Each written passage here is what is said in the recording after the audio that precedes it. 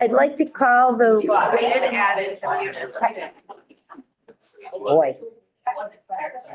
I'd like to call the Ways and Means meeting to order. We can do roll call. Heidi Nightingale, Here. Bob Shea, Here. Ben Vitale, Here. Tom Winslow, And here. okay, and myself, Elaine Daly. I'd make a motion to have the approval of the March 18th minutes. Thank you. Second. Okay, any questions? Favor? Aye. Great. There are no appointments on this agenda tonight. We are going to be looking at, we talked about it, the short-term rentals. We will be getting a proposal on that, or at least a presentation from the treasurer and Karen Poole, talking about the short-term rentals and making a recommendation for the county in terms of its involvement and opting in or opting out, but that won't be until May. We do have tonight that we've spoke about, we do have some department budget presentations. This would be a quarterly update on their budget as it's performing to the 2025, their operating budget. We do have information that came forward by email from the sheriff. I have hard copies here if anyone wants them. I did have some back and forth with the sheriff and, you know, thanked him for the information.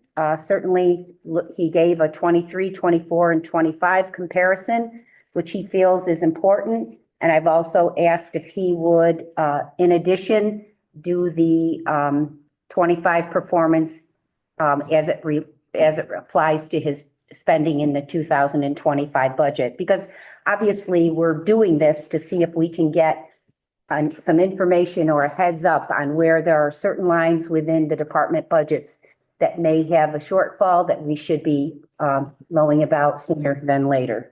And he agreed to do that. In addition to those budget presentations, I think Lynn, who might be on remotely, is going to give us an update on spending for 63 Genesee Street to date.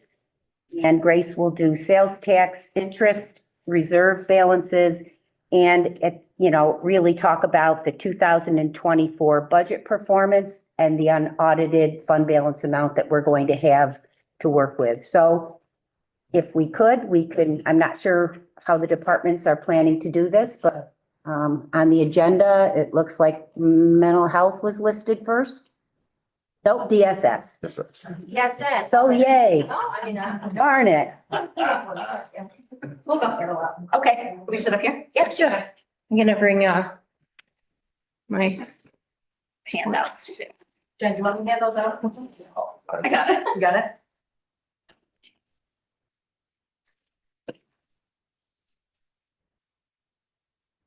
Thank you.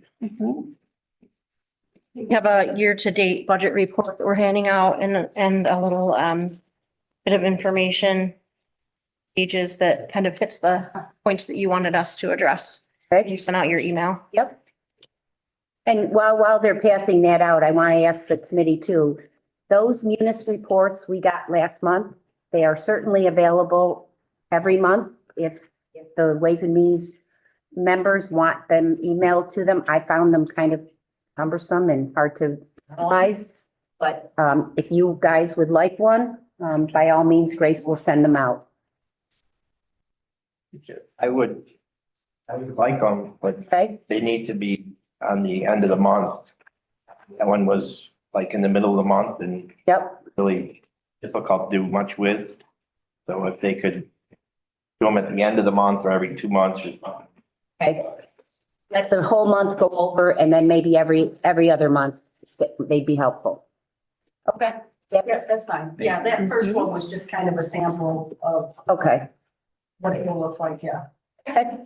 So this year-to-date budget report that we printed out that you all have is actually for just the first 3 months. It was run on April 9th, but it is January, February, and all of March only. Okay? Yep.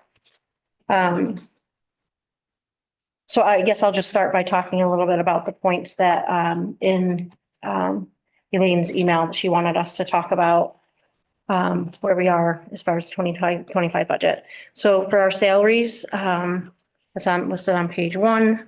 There's a lot of different information on here about salaries, but we are coming in under budget for what would be anticipated a quarter of the way through 2025.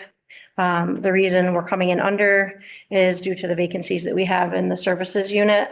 The caseworkers, the large number of caseworkers we've had that have been vacant, the accounting unit staff that has had vacancies, and also in DSS legal. So you can see on page 1, about 18%. A little bit over 18% for the full-time salaries. You can see also on that page, the third line down, that we are up a little bit over on overtime than we would anticipate a quarter of the way through the year. And that again is attributed really to the vacancies in services. We have the caseworkers, the senior caseworkers and the supervisors in those various units working additional hours to cover the work of the program areas of APS, Child Protective Services, foster care, and preventive services. Any questions on that? No, I mean, at this point, you'd be looking at hitting a 25% marker. So anything above or below is really, yep. Kind of flagged. Yep. You wanted to know about equipment. On page 2, there is an area that says office equipment, or I'm sorry, office furniture and equipment trackable. That's what we took a look at here. You can see that we spent about 55% of the 2025 budgeted amount for the equipment trackable. That line is due to the purchases that have been made for the IT equipment, the cabling and the wiring, at 63 Genesee Street. Office furniture, same thing. Is it fair to say it has to be in your budget if you're going to be able to claim for reimbursement? That's why it has to get posted here? Yep. Okay. For office furniture, we've already spent about 58% of what's in the budget. That again is due to the purchase of the office furniture to set up 63 Genesee Street space, DSS.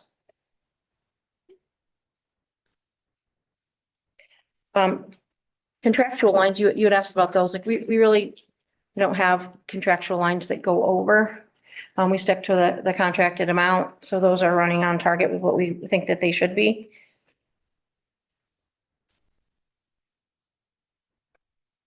Large volume revenue accounts. So this is kind of tricky because like our revenue really is like the reimbursement and the allocations that we get from the federal and the state.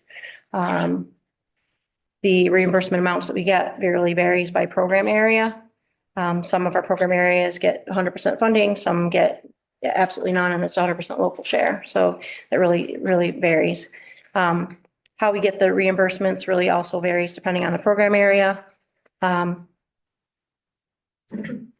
What I said here was that this looking at this sheet doesn't really give an accurate view of like what we get and what we will get for reimbursements, how they come in, how they're received through the year. It's hard to kind of take a snapshot and look at this and have it be a kind of a clear picture of what we're going to get.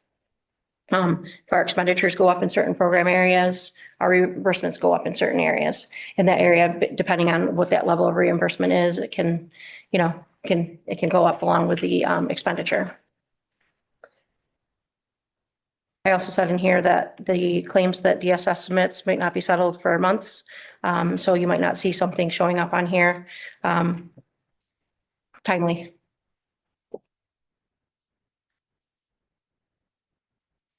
Any questions on that?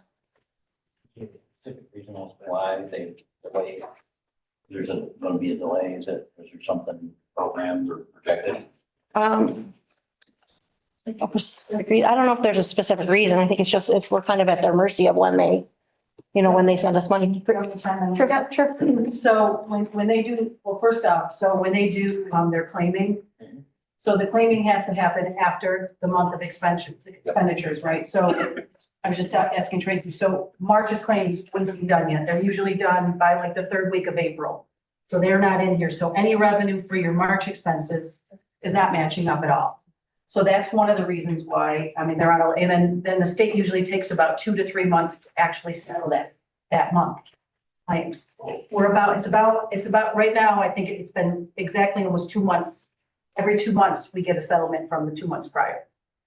And then there's other revenue that is more, it just comes in foster care, block grant payments and child welfare payments. Those are all, they come in as advances. And it's just whenever they send them in. So with that, scenario, does that affect, y'all's budget or our budget, at the end of the year? Because there's gonna be money coming in 2026. So really what it affects is more cash flow at that point, because we will make sure that we accrue for any revenue that we have not received yet. So we're actually gonna book the revenue into the revenue accounts for December's claims. So even though she'll be claiming in January, we hold the books open, and just like every department, will accrue for any revenue and as well as expenses that we know. So we try to make sure that we, have an accurate picture of what the current year is. And as far as any state reimbursement for the fact that it's not passed the state budget yet, is there a delay of that? So the only delay really for that is, actually had my junior account come in, because for the first 15 days of April, she's like, oh my God, we haven't had any payments yet. Probably because of the state fiscal year. Usually by the third week of April, we start to see revenue coming back in. So Okay. Thank you. you're welcome. Yep. Yeah, I truly understand how the revenue takes time to catch up with the expenses. I guess just what I would be curious is there any indication that the revenue would not be coming in later? That we'd have to prepare for. And also if you went back to the equipment lines, touched on there, and I know, the reason that it's over at 55% and 58%. Do you see that coming back into, as the year goes on, coming back into focus and into line with the budget? Or is that 58% going to maintain throughout the year, do you think? Would you project that? Kind of like, did you spend more of it now and you're not going to spend it later? Yeah, so those, Yes.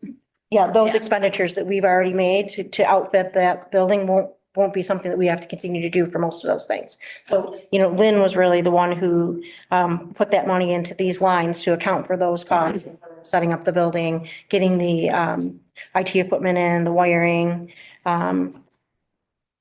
There was a few other things, cameras, the security. So those will be the one-time expenses, that's my understanding. Right, and then as the year goes on, that 58 should just keep coming back down. So bring us back in line. Well, I think it'll stay at 58, but then we'll be further along through the year. So Right. it'll look more Right. in line with where we're at in the year instead of being 58% in April. Do you know what I'm saying? But the It should be. reimbursements don't get credited this account, into the cash accounts, correct? So when, Revenue. The revenues. Revenues. right, so if we were to get this 3 months from now, we would actually have the revenue accounts on here also, so we could start seeing some of those reimbursements. For the DSS admin up at the top. They're gonna be combined in with your admin, so your state and federal administrative revenue accounts. So anything administrative that they claim gets reported in state admin and a federal admin revenue account. And those show up, I believe, on page 1. Yes, but it's Yes. gonna be combined with It's not gonna just be that. salaries and, different things like that that get, that are administrative that get reimbursed. Tom, your question was, if I was getting it, is because they've already spent 55% of their budget and it's only the first quarter of the year, can you anticipate in September, they're going to say, oh my God, we've overspent and we're going to need more money in those lines? That's what you were sort of wondering? Yeah, like, Yes. okay, yeah, now we're 58% over, Mhm. but is that a case of, you budgeted X amount of dollars, you spent most of it now, but you're not going to be spending it later, so now it shows you're way over budget, but in time it will come back together. Yeah, we're not really over budget. We've used 58% of it and we do not anticipate going over what was in here for the budgeted amount. Like we've used a huge chunk of it already because it was to outfit this building and there was these huge upfront costs to get us in there. Okay, I think we're saying the same thing. Yep. Yes, Different way. Yes. Yep. yes. And these are costs you can control, unlike some of the Right. other things that we're going to be looking at that are mandated and Right, that aren't as easy to predict. which kind of leads into the part of these papers that say important areas to consider. So within DSS, there really are two areas that have the largest potential to go over budget. And they both involve mandated program areas. One of them is in the area of safety net. Safety net is the program area that provides financial assistance to qualifying single individuals. We don't get a very high reimbursement on safety net. We only get 29% reimbursement when somebody is eligible under this category. And in this safety net area, a huge cost is the emergency housing that we provide to individuals in hotels and in shelters. It's one of the largest components of the safety net expenditures. And when we have a lot of folks that qualify for safety net and are in hotels, that we've seen over the past years, that's a lot of our expenses and going over budget have come from in this area. Again, because it's mandated, it really is not something that we can just cut off. We can't cut people off from being eligible. We can't tell people that they're not able to come into the Department of Social Services because we've hit what we thought our budgeted amount for the year would be. It's definitely something to look at closely and to be aware of as we're going through the year. It's really not surprising given all of the things that I talk about every month, with housing being very difficult for people to obtain, low-income housing very difficult for people to find, and that ends up resulting in people staying in emergency housing for far longer than we would like them to. If this is on page 8, based on your report, your safety net spending is in line. Yes. Now. Right, Yes. right now it's in And line. that's something that as the year goes out farther will be more interesting to look at. Yes. We're at 27% Yep. right now, so that's just a little bit over. So that's a good thing. But it's just something to be aware of and for us to continue to look at because that could shift. Where would we see those reimbursements in the? Safety net, page 8, down at the bottom, it says 27%. If you look above that, you'll see the reimbursements coming in. It says safety net right above it. Right above it? Mhm. And the other area to talk about for DSS is that is potential for high cost and going over budget is foster care. For a number of reasons. Children that are removed by Child Protective Services and by family court order are placed into a setting that best can meet their needs. And in many cases, children have a lot of behavioral issues. They have mental health concerns. They have sometimes very significant safety issues. And in those cases, they have to go into a setting that is very expensive. Residential treatment costs are incredibly high. Some of them up to $1,000 a day for cost. And when children come into foster care, there's an eligibility determination that is made that allows us to figure out what kind of reimbursement we'll get for that child being in foster care. Those reimbursement rates for the cost of care vary from 100% funded to nothing funded and 100% local share. So it really, there's no easy way to know. Children come into care, their circumstances are vary, their parents' economic circumstances vary, the way that they're removed from their homes vary. And that really does drive a lot of the eligibility determination. We don't, the eligibility determining is not something that we decide. It's something that we do based on the state standards. So it can definitely impact the cost for us. Is it still the case that county receives a foster care block grant that's capped? Yep. And that's worth, I don't know how much, millions? No, more than that. So, but once you exceed the capped block grant, it's local costs. It's for these categories. Yep. Mark? Thank you, Madam Chair. Just to go back to the safety net. It says the high cost of emergency housing. I have a little hard times on the emergency part I understand. for the fact that I reported, you have reported here, and you all pretty much understand, we've had people there for a year. I mean, are they still, is that still considered an emergency after they've been there a year? The category of the services provided is still designated as emergency housing. I understand what you're saying because it, emergency seems like it's like brief in nature, but it's more of just the wording that's used in the state. So yes, you're right. Some of it does end up being a longer term housing provision for people that aren't able to find permanent housing of their own.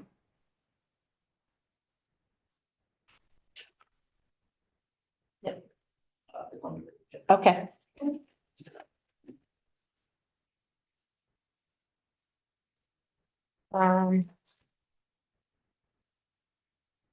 Christine, it looks like on page 8, it's indicating under the state training schools that we don't have anybody in residential care right now.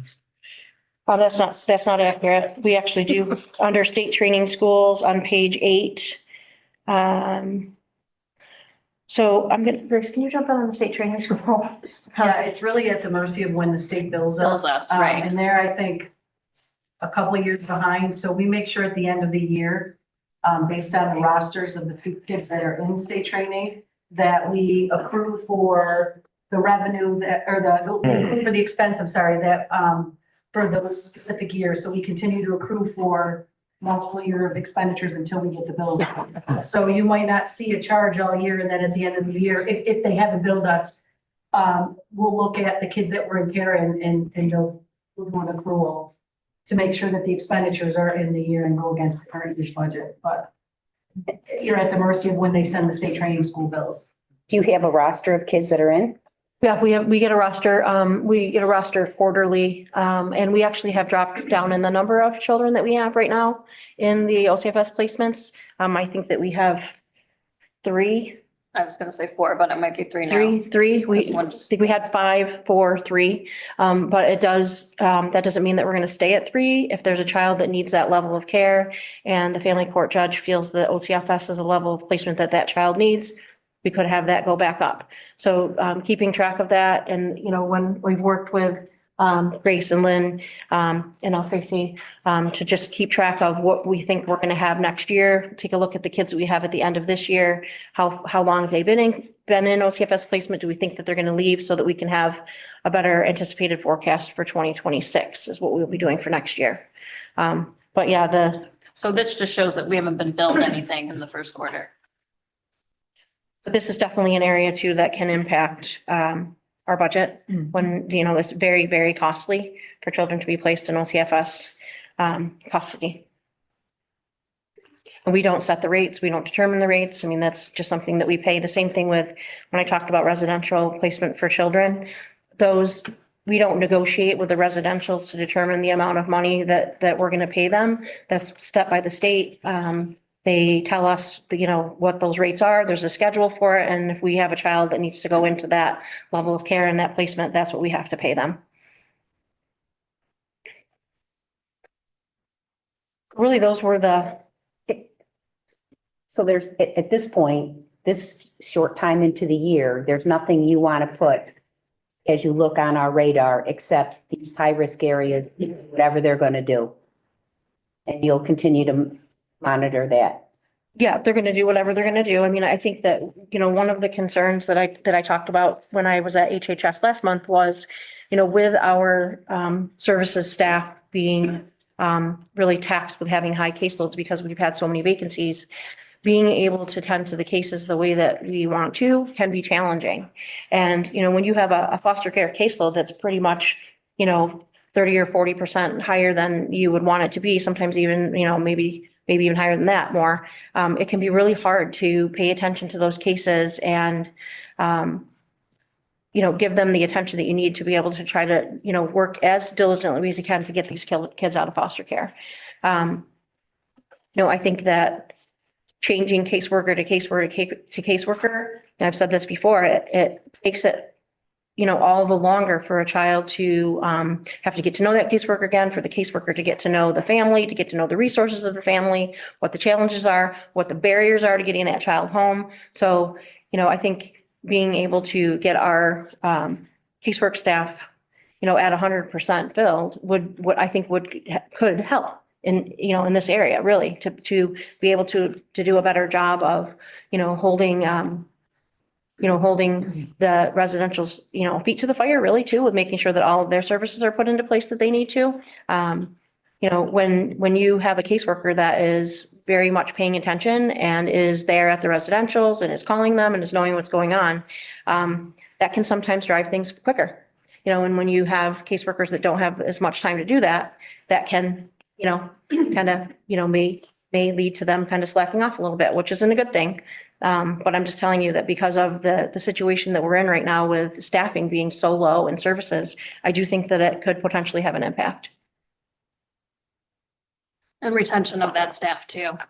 Because that really is what the driving force is, that we have caseworkers who then stay and know the people and can push things along, know the programs, but this constant having to train them and get them up to speed. And like kids are in care much longer than they should be. And that's our cost. Sorry. Thank you. So in your best guess, estimate, why do we have an actual high turnover, or we just can't hire caseworkers? And where do we fit in that category? Is it because, it's just a constant turnover, or I know you said that we're down a few positions, you just can't find anybody to fill them positions, and if you have a best guess, what's the reason why we can't fill those positions? I think we can find people, we get people to come on board, but it's the retaining them. It's the work that they actually have to do for the pay that we're paying them. It's the quality of life for them and getting them to stay with us. That's the bigger issue. So basically what you're saying is we're not paying the standard for what, a caseworker would, get paid in an equivalent size county. I don't know that that's the case either. Right. I mean, we took a look at that in 2023 and we're going to dig out some more like current data to like analyze that a little bit more, but I don't know that you would find that we're like super low compared to other counties. And I think that what's happening is people are going to different like private, industry, and they're getting paid more money. It's not necessarily tied to a union contract, and they can raise salaries way quicker than a county, workforce, is able to have their salaries raised. And then the other thing that I do think is a driver is we have lost seasoned workers that are, have been with the county for a long time to other departments, County department. county So it's departments, internal equity. More the issue. Function internal. Yeah. Yes, And I think that's, was it 8 yes, staff? So within the past 2 years. 2 years, we've lost 8 caseworkers within the last 2 years to other internal departments where they've gone on to different jobs to make more money at other departments. And that has been a huge loss for us. You're talking about trained staff, you're talking about senior, knowledge, they have a lot of knowledge. They were able to help train other workers, and they walked out the door to go to other departments to make more money. And it is definitely, it's a huge loss for us in DSS. Thanks for that. I think we are going to be looking at that. Okay, Overall, your reimbursements seem to be just under 10%, between 8, 9. Overall, I mean, that's general. So this won't really catch up at the end of the year. We end up getting it in the following year, correct? When we'll be able to see the full picture for 2025? Yeah. Yeah, probably into 2026. Yeah. Yeah. But the revenue will get But the, approved. right. The revenue will get accrued. Yeah, we'll accrue that revenue and try to match it up with the expenditures in 25. thank you. Okay, Thank you. thank you.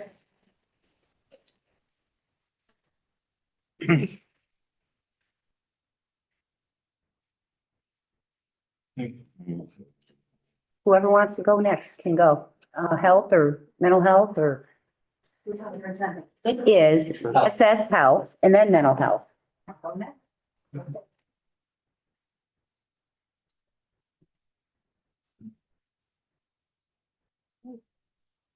This is Rosalind Fagan. For people who are not acquainted, she is our fiscal manager in the health department. Thanks, Rosalind. Thank you. I only brought handouts for our Ways and Means Committee, but certainly if anyone else would like one, we can get them copies of it.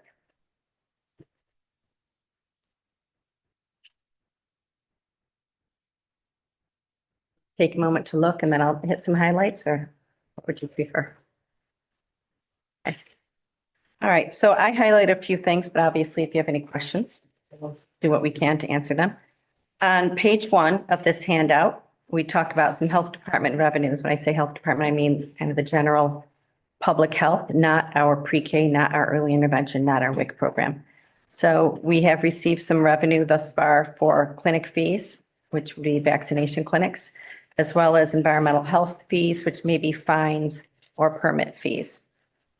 As you move down toward the end, the 43,401 state aid, we've received some state aid payment, but that state aid payment, as had been mentioned through social services, is the fourth quarter payment from 2024. Right? Because that's, can't claim it till you spent it. Page 2, just look at our salaries. They are probably a lesser amount than you might anticipate for the first quarter of the year. And this does go through 3/31/25, because I didn't say that. And that's due to vacancies. The other expenses related to salaries are general payroll related expenses that go along with, there's county things like health insurance and retirement costs, et cetera. Getting to some health department expenses on page 4, really just highlighting, again, some general set by the county rates that we pay. Like, so for county, we have an audit charge that we have motor pool costs related to a car fleet, computer support. Page 5, postage is actually an area that is higher than we budgeted for. We have a lot that we need to mail out to families within our early intervention program. And there's a lot of paperwork with that. What you don't see on here is that truly on the last day of March, we had to put $3,000 more on our postage. So we're probably at about 50% right now. And we'll see that obviously the next time we do this budget report, but we are looking at ways we can send things electronically where that's possible. If you go a little further down page 5, you see we had some trainings for our environmental health sanitarian under seminars and conferences. That was mandatory training required by the state sanitarian. Page 6, telephone, we paid our Ring Central. It's kind of, again, something that's set, our IT department lets us know. But just underneath the telephone charge, we had some travel out of county for that same sanitarian that had the required trainings. There's some meals and tolls that were related to that. Page 7, we look at rabies. We've got quite a few expenses. Rabies is a tough one because, and this, similar to the postage, does not really show where we're at, because in April, we had a large bill of just under $15,000 that was put against this. So I'm certain we will be exceeding our rabies line. This is human rabies This is- vaccination through the hospital. Correct. And one of the reasons we can estimate based on past years, but oftentimes the bills are delayed getting to us. Or if we get something at the end of the year, we may hold it for payment until the beginning of the next calendar year. Then we have information on our grants, which we voucher quarterly for, on the whole, for nearly all of them. We have quite a few grants, as you'll see going through here. I know we've spoken about this before, but we are staying very aware and cognizant of our sources of funding, whether they're from the state, whether they're from the federal, whether they're from private, and what departments within the state, et cetera, that we get that funding from. But nothing new really under our grants that I would think is atypical. Over to page 14, early intervention. We have gotten some revenue in and to be expected for our Medicaid claims, our LEI money that we get via our social service department. If you move a little further down, we've got some expenses that are started for, again, early intervention. This is for the birth to age 3. Once you are 3, you're in a different program if you qualify. Expenses that we have are pretty on target for what we would expect. You know, our expenses are what the providers have been paid. We, as a county, pay it to the state. The state pays the providers at a state set rate. Much of the revenue that we've received so far in 2025 were for 2024 services. If we get into preschool at the bottom of page 14, got some revenue in there from Medicaid revenue. And if we go over to page 15, we've got the county administrative costs. That's some revenue that we get that's reimbursed for the some administrative salaries of staff, such as Rosalind, who helps oversee the finances of this program. And then there's what's called we don't have revenue yet, but there is AVLs, they call it, automatic voucher listings, which is what we claim. There's only certain times of year that we can put in claims for this reimbursement, and it's non-Medicaid reimbursements from the State Department of Education. But we have submitted, again, that's one thing that Rosalind, having come up through the ranks in our department, one of the areas that she worked was in our preschool program, and she is on top of when that window of opportunity to put at these claims. Preschool expenses, pretty much be expected on the salaries line. Nothing unusual there. We go over to page 16 and we get to some of our more expensive programs. At the bottom of the page, right, we talk about our preschool tuition program. So in 2024, we were over budget in that area because we had an increase in the tuition-based programs, the center-based programs, such as the Gavra Center being one of them. Right. Each school, each tuition-based program, and it is decided by a committee of preschool special education. It's not decided by the health department whether a child goes into a tuition-based program or receives related services. We sit at the table and we talk about appropriateness of care and appropriateness of services and can make recommendations, but we don't get to carry the day on that one. That is through the school districts. So each tuition-based program has its own separate dollar amount set by state ed. So I'm just going to tell you the number of programs that we have right now. Currently, this year, we have 1, 2, 3, 4, 5. There's 7 different sites. I say 5 different agencies because some of the agencies have more than one site. The Gavra Center, we have 23 children from our county attending tuition-based program. In Red Creek, we have 2 children attending tuition-based program. Geronio in Syracuse, we have 1 child attending. Francisco Rackers, both in Ithaca and in Cortland, we have 3 children attending. And the Milestones program, both in Oswego and Fulton, we have 4 children attending. So that's tuition-based. We have 312 children who qualify.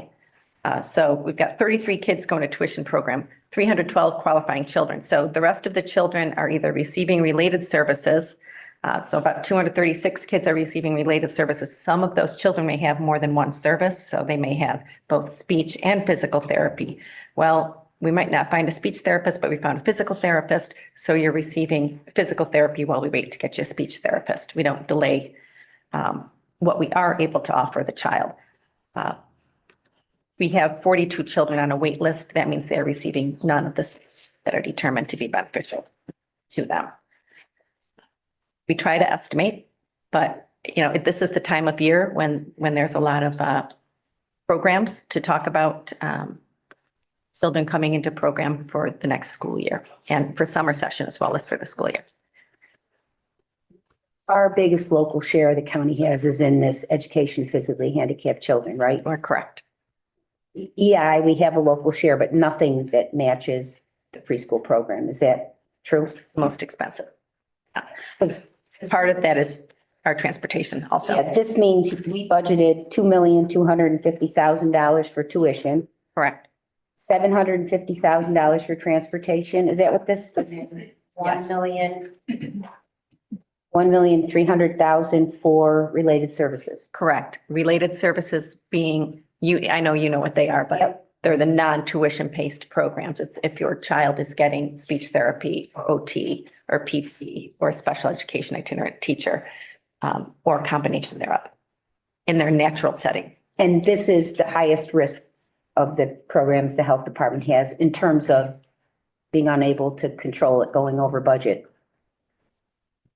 Both preschool and 3 to 5, but mostly 3 to 5. Correct.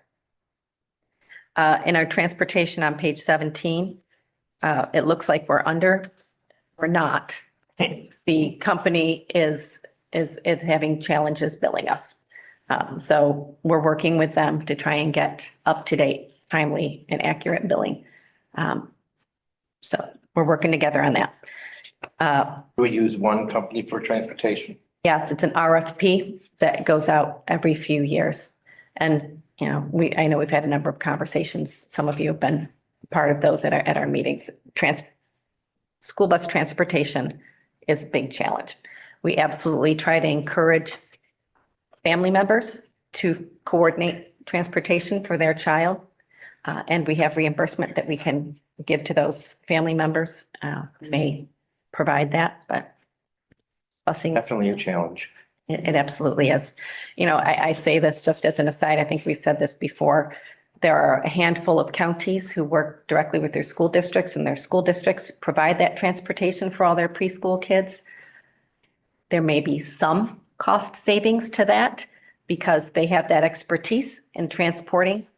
With our limited, we only have the one tuition-based program, so that's a plus minus for that, but they do have experts in transportation, right, who work in those schools. So if that's a direction that we could move, maybe that's something. We'd still have to pay the Technical assist, take it over. Oh. Take over the transportation would be the dream, and we'll pay you because we have to pay anyways. It's our obligation as the county. But Schools Maybe. have just as much problem as you are, so right, Good I luck. don't think Right. they're gonna you know, jump at the chance. I don't think so, but I will say this to their credit. There was a conference call, I want to say in late fall last year. A number of our school districts participated in this. It was for the state to talk about some of the successes that have happened in some counties.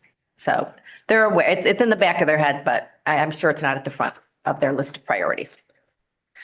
So then we talk about related services, again, that stays pretty up to date because the providers need to bill us to get paid. So they're not gonna sit on that. And we've got our WIC program, page 19, that's pretty self-contained. So I don't know if there's anything, unusual about information that's there. I'm here before you. Oh, I'm sorry, Mark, go ahead. So I heard you say that we have a child in this, and we have a child over in Syracuse. Is that due to the fact that we don't provide the service here in Cayuga County that particular child needs, and that we're obligated to transport that person to closest? It could be. So there are some schools that have specialty like for hearing impaired or maybe for vision impaired. It could be that Gaber Center had no openings. It could be that it made sense transportation wise, say for a child in the southern end of the county to go to Cortland versus coming into Auburn. Mostly in our case, it's we don't have enough tuition-based services within our own county. And you still offer parents the option and some take it Yes. and some don't. Correct. And To transport. we have to provide an extra cost because we're transporting this. We pay the tuition and we pay the transportation. And if the transportation is by bus, it's a very costly transportation. I mean, like in school, if you don't go to, the child lives in Moravia but you don't want it to go to Moravia. You want it to go to Weedsport, and so not only do you pay school taxes in Moravia, but you have to pay a tuition to go to Weedsport. Is that the same case? It's not, because the tuition rate is set by the state, not by the district. Thank you. And so to my, there's no additional, to your knowledge, there's no additional cost. Yeah. Thank you. I think years ago, when the Gavin Center had half-day programs, they had far more capacity. And it was cheaper to go half-day than full-day. Then when they went to full-day only, it cut their number half. Right. And it doubled the cost. Yeah. We wish they did half day. We'd serve more children. Yep. It sounds like so far with the two presentations that workforce issues are impacting what you're doing, what you can do, vision. It does at times, absolutely. So we're hearing that all over the nation in every kind of industry and business, workforce. Thank you very much. Thank you. Thank you. Thank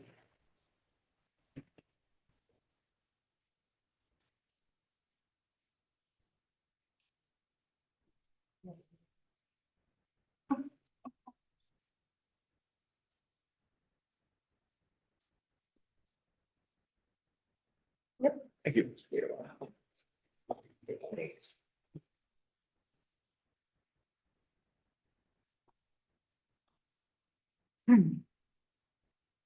Thank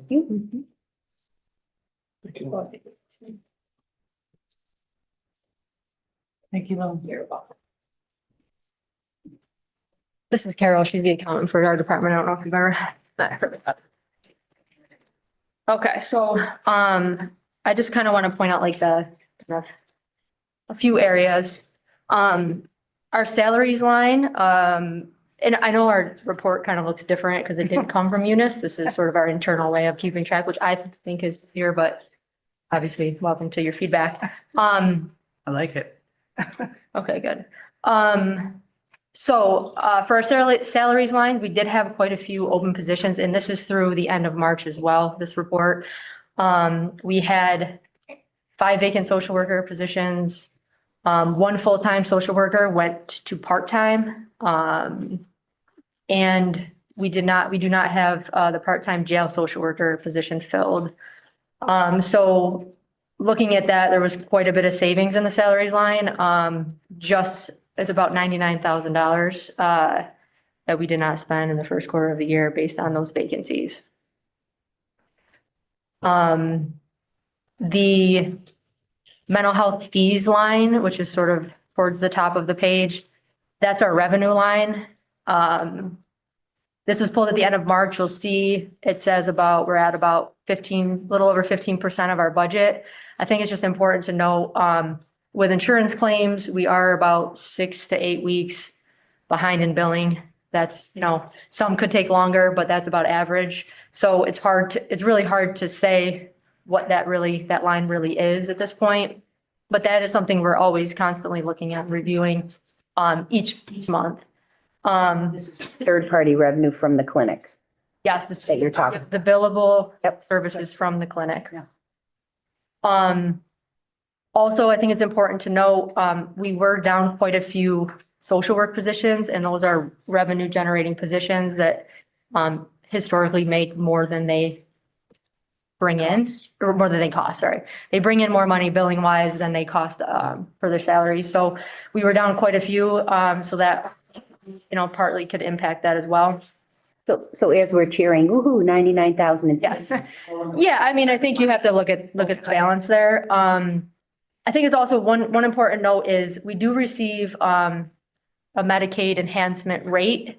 And that's sort of adjusted year by year, kind of, as far as what quality improvement projects we participate in with OMH. We are supposed to receive one as of 10/1 of 2024. That has not happened. We should be receiving that at some point. It's just we don't know when that's going to be. And that's a 5.7% increase. And that's for any Medicaid billable services in the clinic. And we are participating in a new quality improvement project that would then increase that to 8.5%.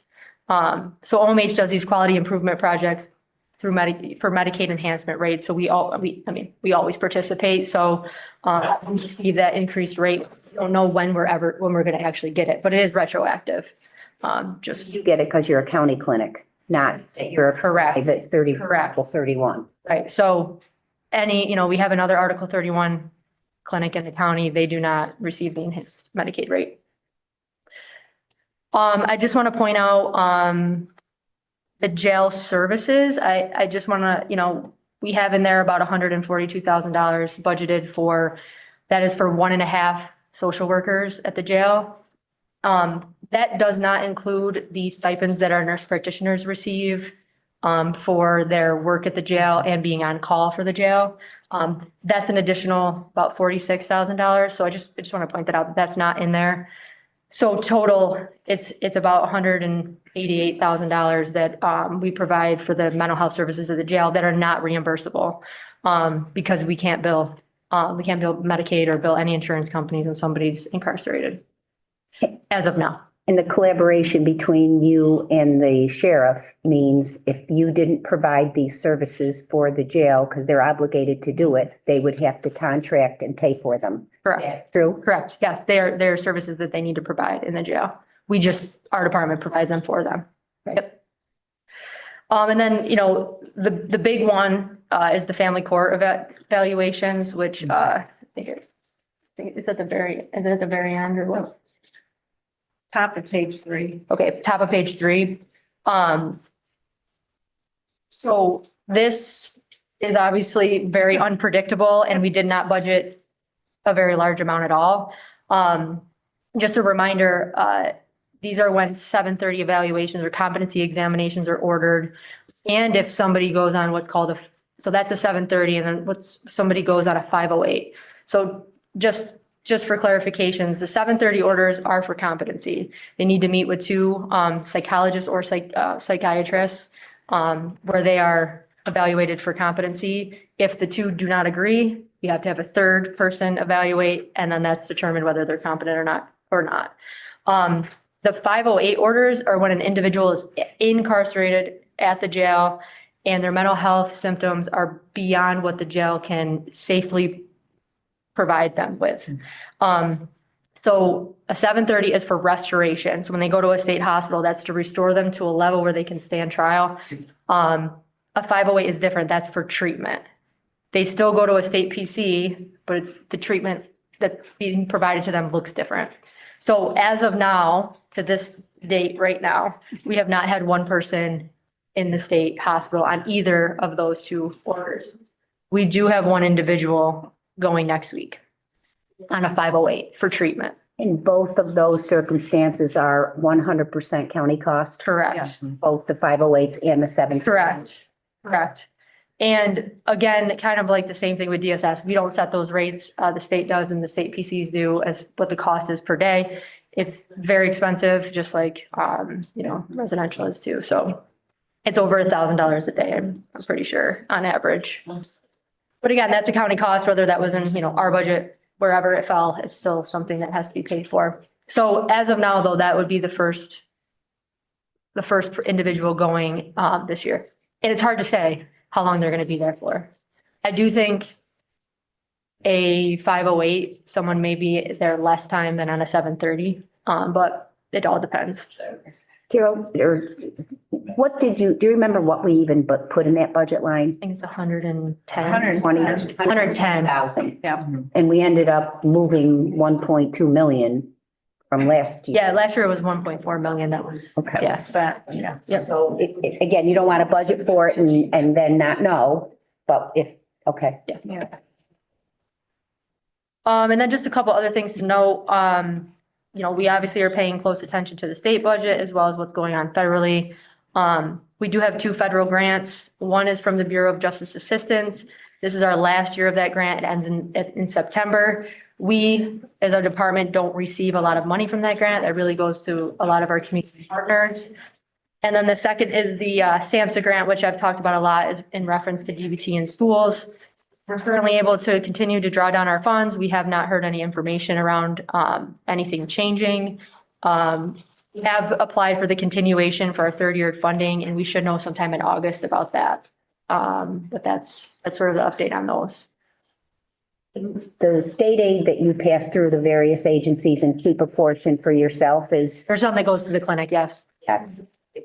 Where's that? So, all of the state aid is on here, right? Oh, Yeah, page 3 has most of the state aid that's received, and that's all passed on to different agencies. and there's millions of dollars, Carol, Yes. like 4? Not that much. I'm, But then there's state aid on our budget too. We keep some state aid for us, for the clinic and for other programs that we operate. because we've all been talking about, not to get into it, the clinic being optional and all this, but having the state aid come through the county requires a DCS, whether you run a clinic or it doesn't. Correct. Yeah. Having these 508s and the 730s, you're gonna have to budget for them, regardless of whether you have a clinic. That's why you're so, and some of those expenses are the same staff that are in the clinic.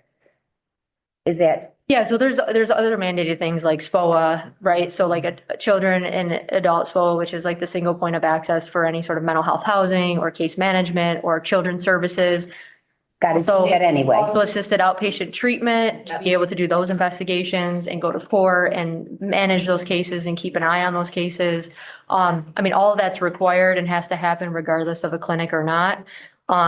So whether you contract those out or you have staff right now, how we kind of do it is our supervisors do those tasks as well as supervise, and also they see clients too. So they're kind of absorbing those roles within the supervisory roles at this point. And AOT is not to be confused with, you got a quarter to take your medicine. Correct. Yeah. Yeah, those don't really exist. Yeah. Does anybody have any questions? Yes. Thanks. Thank you.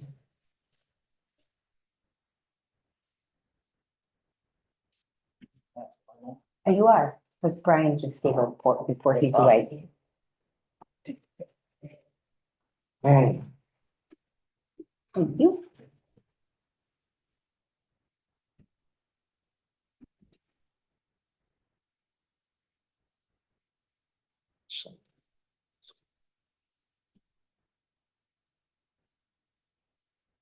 That was the best one, huh? You want to chop it along? The health department. Oh, You're not staying. to leave the last one. That would be pretty boring.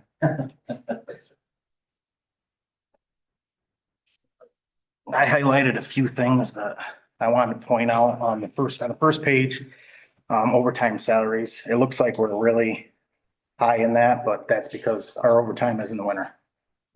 So we spent it in the first quarter. It's tracking right on where we should be for the year.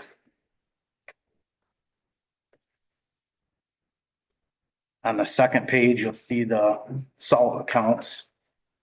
That one that's really low is, again, we're tracking on point, and we added to the state snow at the last meeting with the additional revenue that's in our revenues, which I missed them on the first page, sorry.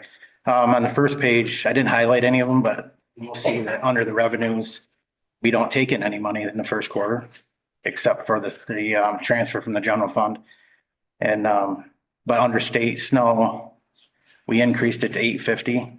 We're already at right around 1.2. So we're going to be tracking over on the state snow What does state snow mean? contract. Oh, the contract that you guys have with the. The time is the time. There. Yes, the time and materials contract. And because of the heavy winter, we're tracking quite a bit over. We haven't completed March or April's reimbursements yet on that. And then we'll submit and they'll give us our check in June.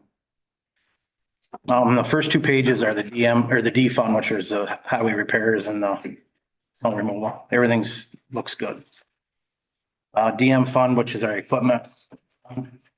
I highlighted the overtime in that one too, because it says we're 322% over.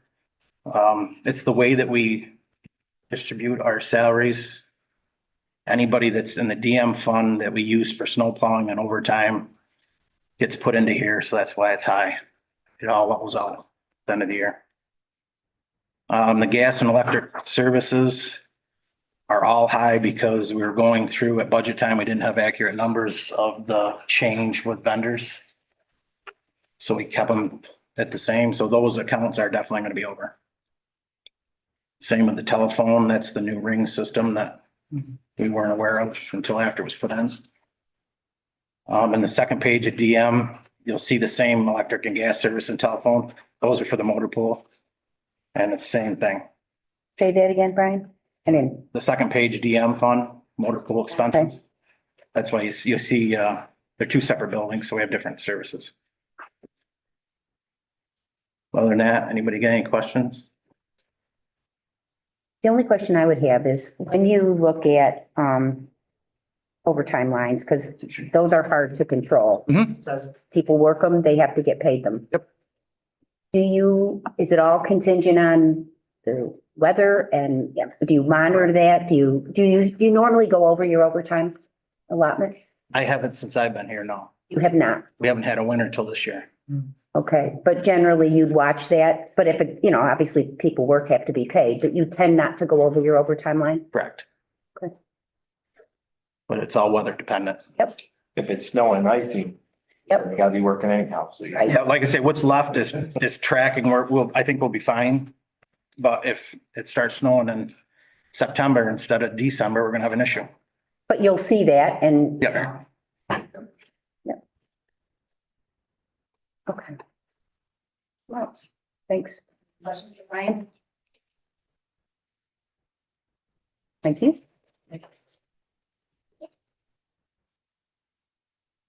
Okay, Lynn,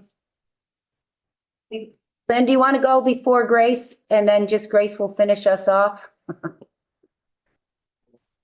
Sure, I'm just gonna give you a little Thanks. summary of the spending at 63 Genesee Street. Christine touched on some of it. I have a little bit more specifics. I don't have a handout for you. I'm looking at my computer as we talk here. We had transferred over some money that we had done some resolutions in 2024. A lot of the project was delayed a little bit, so a lot of those funds moved into the 25 budget, and we also had it budgeted some additional funding in 25, just because so many things were up in the air. We weren't certain what we were going to have to purchase, what we weren't. So in total, we put money into an office furniture account. We have a total of $400,000 in that account. Equipment trackable, we have a total of 550,000. Professional services, we put some additional money in there too. That was definitely for the electrical work that had to get done. And we have 400,000 in there just in case we have some other things that need to get fixed. We put the budgeted money for rent. We budgeted some money for cleaning, and we budgeted some money for security. Which we would have had also in the other building, but we just, we had to put that in for here too. So we have a total of about $2 million that we have available in the budget.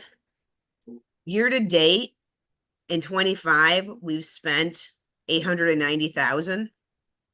So getting close to half of it. A lot of that, as Christina touched on, was a lot of upfront purchases. We had a lot of expenditures in February and April for a lot of the computer equipment. We actually paid for them. We've paid a good portion down so far on our furniture. We had to pay a little bit up front, and we'll be paying the rest of it when they finish assembling it. We've paid over half. And then we did start paying, we've been paying the rent. Cleaning, we haven't paid yet. And we're still just paying for security to the sheriff's department. We keep paying them each month while they're still occupying the historic post office, but obviously that's using up some of our budget money. So I'm doing a little projecting out. Obviously, we haven't moved into the space yet. There could be other expenditures that we didn't, know about yet. Obviously, it could be, some requests for more furniture. We could need more IT equipment. We just, I think, don't know at this point. But I'm projecting that we would have maybe about $1.5 million in spending. So we should hopefully be, about $600,000 extra that we have in the budget that won't get spent. Small fractions of that, you might end up deciding to spend some of it on relocating, some of the other departments that still haven't been exactly housed yet. We're talking about the DMV. We might need a few things up at the college when we're moving, some departments up there. We've been trying to not make purchases, but I wouldn't think they'd be substantial, amounts. So that's your update right now. I just have kind of looked at all the accounts as of today, actually as of today. So that's where we're at. Mark Obviously, is, oh, I'm services- sorry, good. Yeah, I was gonna say, I'm not going to try and pay the revenue. Social services will be claiming the majority of these expenditures. Some of the expenditures, like the electrical work on the building, can't be claimed immediately. They have to go into a different category. Because it's a building improvement and we might have to claim it over time. But I think the time would be the lease period, which is actually technically only 2 years. So those are some intricacies that we're going to be talking to our consultant, Nesky and Company, who does the cost allocation report for the county. Normally, obviously, the DSS would have just been in the county office building, and they always analyze the costs of operating the county office building, and they allocate them to social services. So obviously, that won't be happening anymore. We're not occupying that building.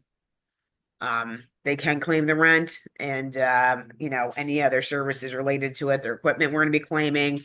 When the security's there, we'll continue to claim that. And as they were explaining to you earlier, we do the claims monthly and we record the claims, the revenue monthly. And then we monitor, there's certain allocation caps in some categories. It's not always open-ended funding. We make adjustments as we're going. And normally how the revenues work for social services, that there's, they're lagging a little bit at the beginning of the year. And then we have at least 2 or 3 months worth in December that we record. A lot of the expenditures are also like that. You may not have noticed that, but really we don't pay any bills, very few bills in January. We actually have double payments that happen in December. So when you're looking at those reports, they're always going to be off a little bit, not salaries. They're a little bit more, accurate, but, yeah, if you have any questions, let me know. But we'll, we're monitoring this to, make sure we can control our spending where we can. Mark? Hi, Lynn, it's Mark Strong. So I heard you say we're currently paying rent for 63 Genesee Street, correct? Yes. And do you know when we started actually paying rent for that building? Yes, we started paying rent in December. And we had, though, several months at the beginning, we only had to pay $12,500. And that was because we weren't actually in the facility, we were just Correct, but in there working on it correctly? Right, but we had agreed then starting for the rent in March. We paid the full amount, the 29,000. And do we yet have a projected date as to when DSS is gonna move in? Yeah, I mean, I think they're still hoping it's gonna be in May. May Yeah, we've coordinated with the cleaning. We'll be able to start at the same time. Thank you. I do have one question, if I could redirect. Mark, I was gonna answer you. I heard they said today that May 1st, they're looking at starting to do something with DSS and Are we gonna have all of DSS in 63? Not everyone. Okay. Thank you. Lynn, the rent that we've been paying since December, is that reimbursable? Even though we don't have services occurring out of the space yet? I would say yes. Okay. With things.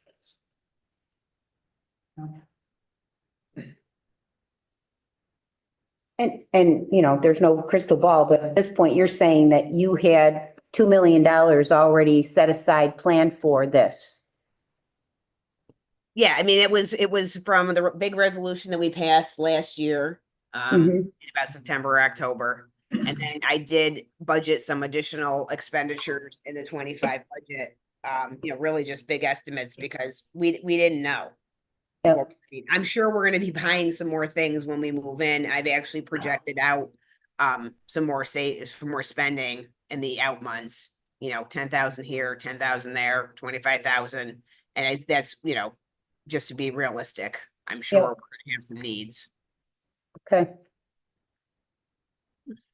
Any other questions for Lynn? Thank you. No problem. Grace? Thank you. Thanks.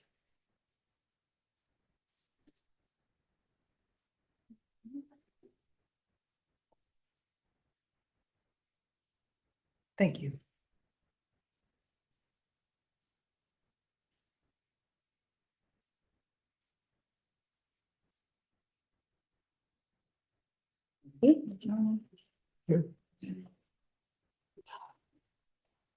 Numbers, yes.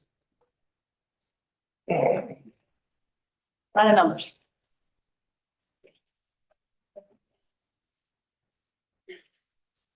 I also did put it up on PowerPoint, so anybody here can kind of see, and I think, right, people from home can see that as well, right? So.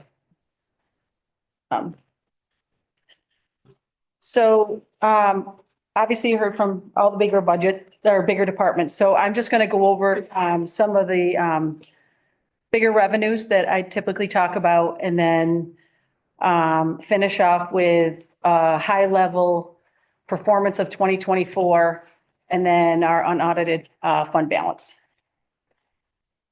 So flipping to the first page. I did send this out this afternoon, but this is typically the sales tax report that I send out to all the legislators every month. So this is through April. And as you can see, we're still up over last year during the same time. We did go down about 0.5%, but we are up just about 1%. So basically, we're flat to last year. If you flip the page, that's where I kind of do that projection out, assuming that everything stays exactly the same as last year for the rest of the year. I still think it's too early to really call this number. If you remember last year about the same time, we projected we'd be 1.4 million under, and then we ended up coming back at the end of the year at just 270,000. So, hopefully as the nicer weather comes, holidays at the end of the year, we generate more sales tax revenue. So I, have no reason to assume that that won't continue to happen this year. And that 31.2 is what's in our 25 budget. The 31.2 is what's in our 25 budget, yes. So it is up 2.2% from last year. Last year, we budgeted 30,536,000. Okay. Yep. Next, one of our bigger areas is our interest earnings.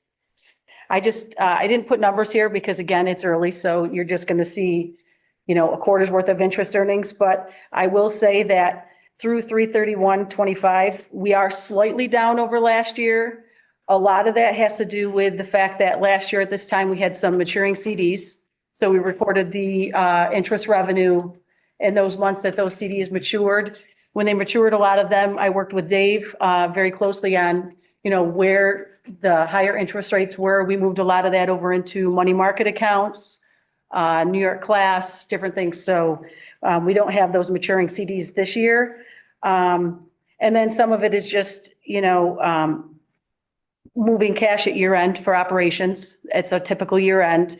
Now that property taxes are coming in, we're moving more revenue back into those higher interest rate accounts. So we'll slowly start to see the interest grow as each month goes on now. There have been talks, just to kind of give an idea or give an update. There have been talks, the Fed's about falling rates. We haven't seen a significant decrease. I know just recently when I looked it up, I know they were talking about 2 possible cuts this year. Now they're saying maybe only 1, maybe none. They're going to wait. But hoping that the interest rates hold off and, you know, they stay kind of where they are. I think they're ranging between 4.25% and 4.5%. So hopefully we'll continue. If that stays, then I am projecting to meet our current budget of 1.1 million. And that's up from 800,000 last year.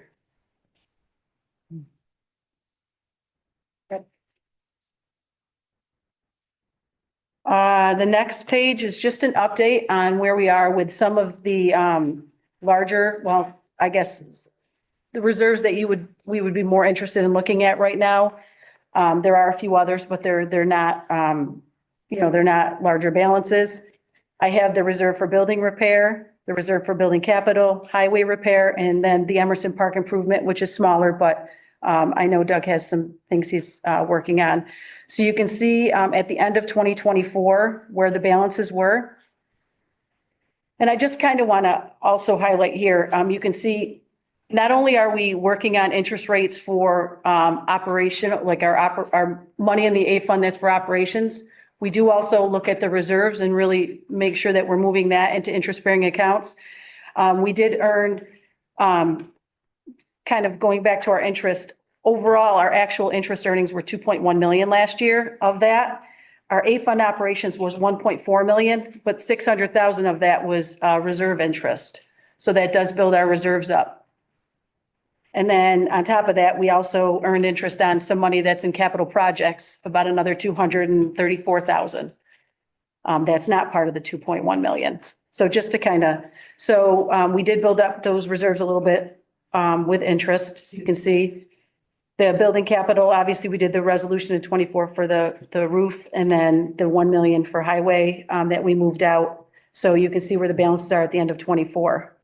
And then I highlighted at the bottom that there was a March resolution to use 57,000 of the Emerson Park improvement. So that kind of brings that down to about 10,000.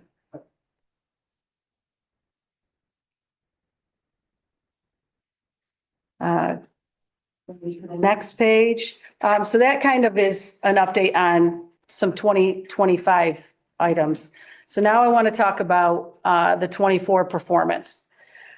Lynn and I sat and we tried to talk about, what's the best way to kind of tackle this and really explain it. So there's a lot of numbers on this page, but when you look, the very top line, we tried to think about, okay, without some of the unordinary things that happened or things that happened last year, what would have been our normal operating budget if we just took all of those items out? And where were we in performance to the budget?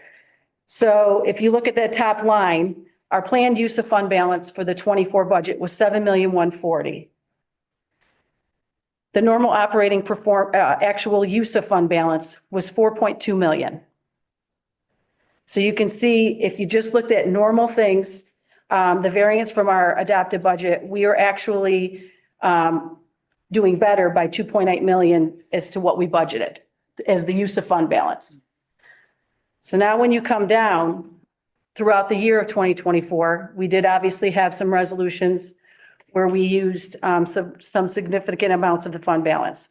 See the mental health forensic care that Lauren mentioned, the emergency expense resolution for the county office building closure, and then some resolutions for the sheriff. All of those 4 items totaled another 2 million that we used directly from the fund balance. So that brought our actual use of the fund balance for operations in 2024 up to 6.2 million, almost 6.3 million. So below that black line, I also wanted to kind of talk about some of the high level, I guess, reasons for this budget performance. And we start with some budget performance enhancers. So things that actually helped us this year or in 24. is the 2.7 million that Lynn brought in from the ARPA revenue to go against our operations. And then the interest revenue. So we're over budget by 1.3, but only 640,000 of that was for the A fund operations. The rest of it went into capital reserve and stuff, so you can't count that. So 640,000. And then preventive services revenue from DSS, some of their expenses that were higher did generate more revenue. So those were some big budget performance enhancers. And the total of those three is 4,068,000. Then you come down to, we call them pressures, things that were negative to the budget performance. Obviously Christine talked about foster care. So these are net of revenue. So these are a net of expenses and revenues. We were over budget by about 664,000. And then safety net, when we accounted for the revenue, we're over by 448,000. The state training schools, another item that Christine talked about, that was a large amount, 430,000 for 2024. And then jail operations before their transfers was 581,000. So those budget pressures totaled 1.8 million. And the net, these things did in net help our use of fund balance by 2.2 million. But one of the things I want to kind of point out is used 6.2. If we didn't bring in that ARPA revenue, we would have used about $9 million of the fund balance in 2024. Not good news, I know. But I think by putting it this way, I think it's important to kind of see that and think about that going forward into 2025 and future. So then when you flip the next page, I kind of have a slide here that just it shows the year-end unappropriate, or the year-end, a comparison of the fund balance over the last 5 years. So the last column would be what we're estimating is to be our unappropriated fund balance. It's our unaudited amount. And you can see the A fund, we're down to 14.2 million.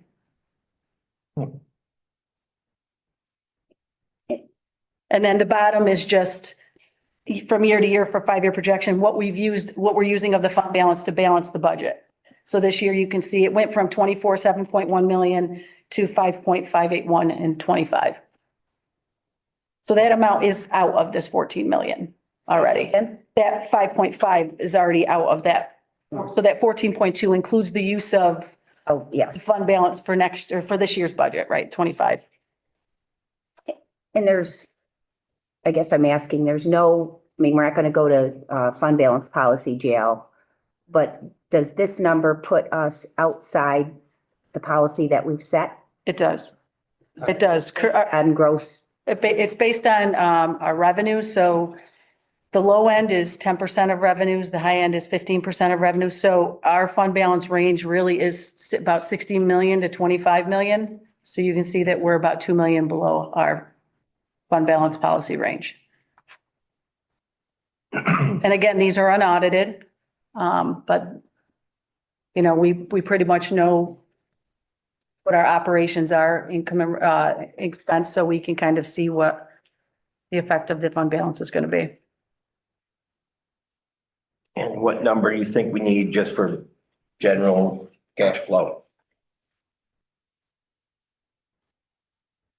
For so many. If I'm being honest, Dave and I kind of talked about this.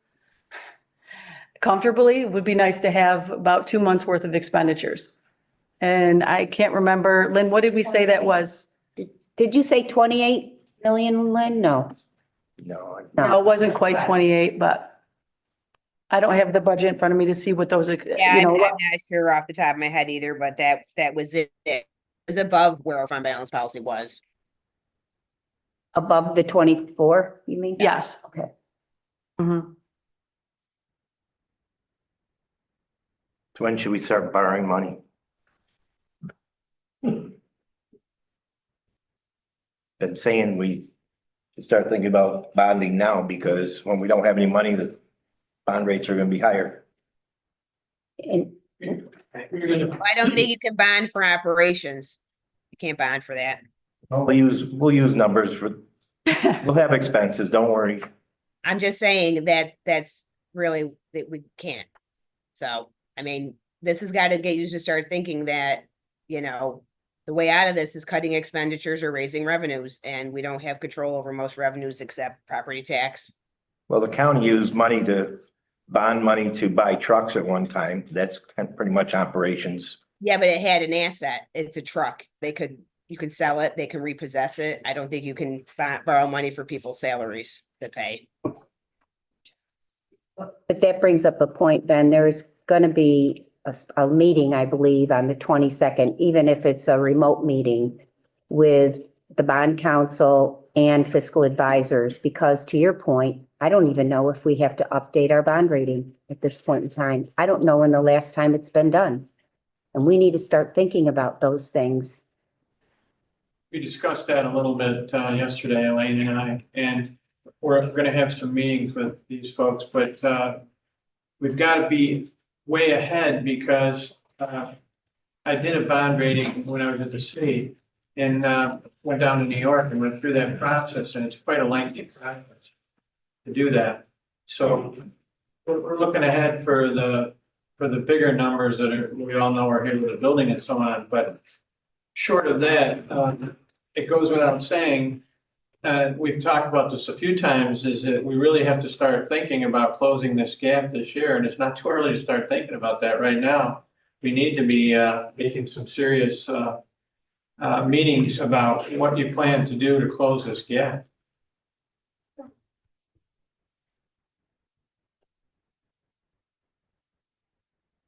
Do some more stipends.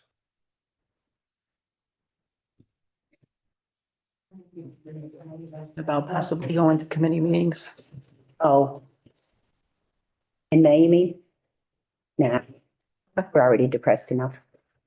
Okay,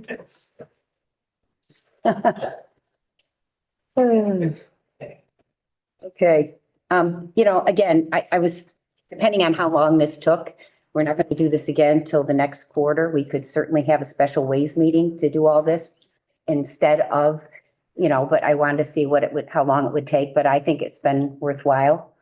And, when do we do it again? In June? No. Probably July, June. Yeah, and so we can decide if we want to have just a special budget meeting and, not prolong this meeting, but I appreciate everybody, patient together. Okay. All right, I'm waiting, fine.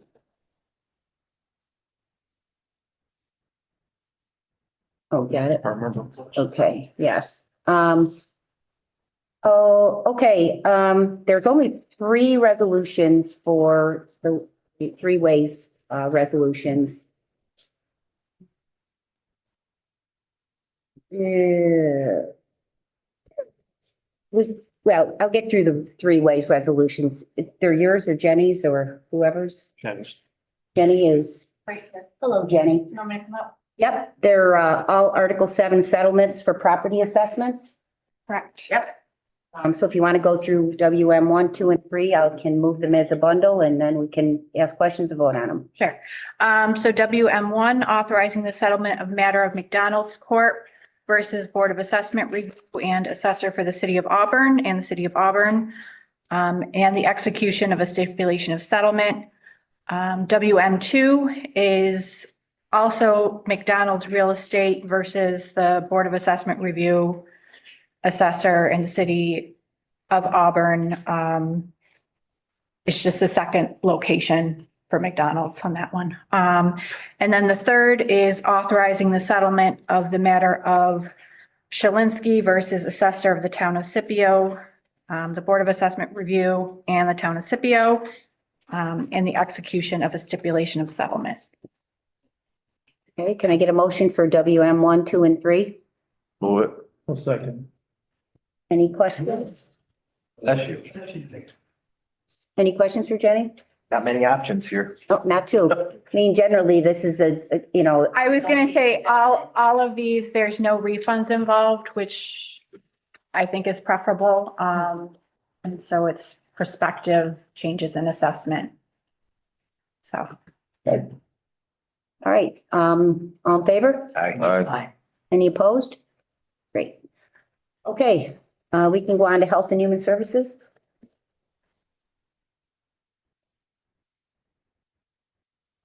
Madam Chair, Health and Human Services had 11 resolutions. All of them went through committee and passed. I'd like to bundle a few. HH1,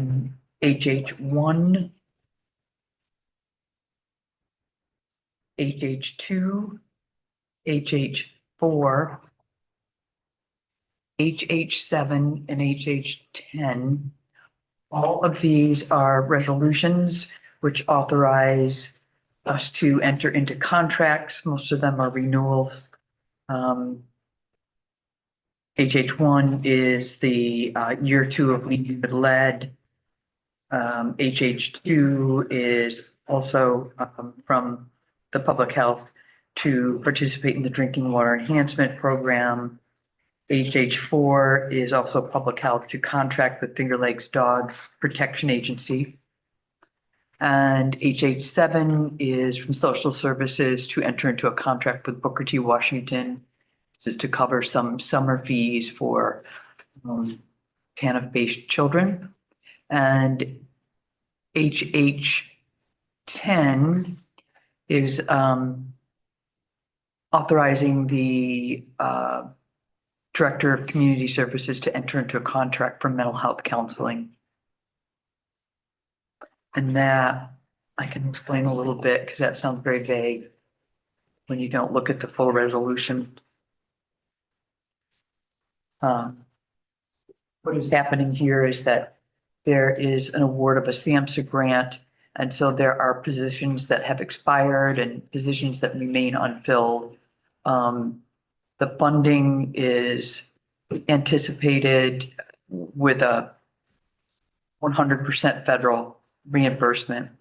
So these positions, it's authorization to fill these positions and extend the contract with these individuals. Is that is the, HH10. Make a motion to move 1, 2, 4, 7, and 10. okay, At the bottom. I'll second. All in favor? Aye. HH3, I'd also like to bundle a few, HH3, HH5, HH6, HH9, and HH11. These are all authorizations to fill budgeted positions. Again, explanation for HH11 where you see create and fill.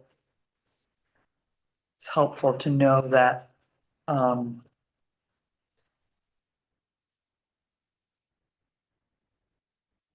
mental health requires services and will enter into a contract with a qualified individual. And those services will be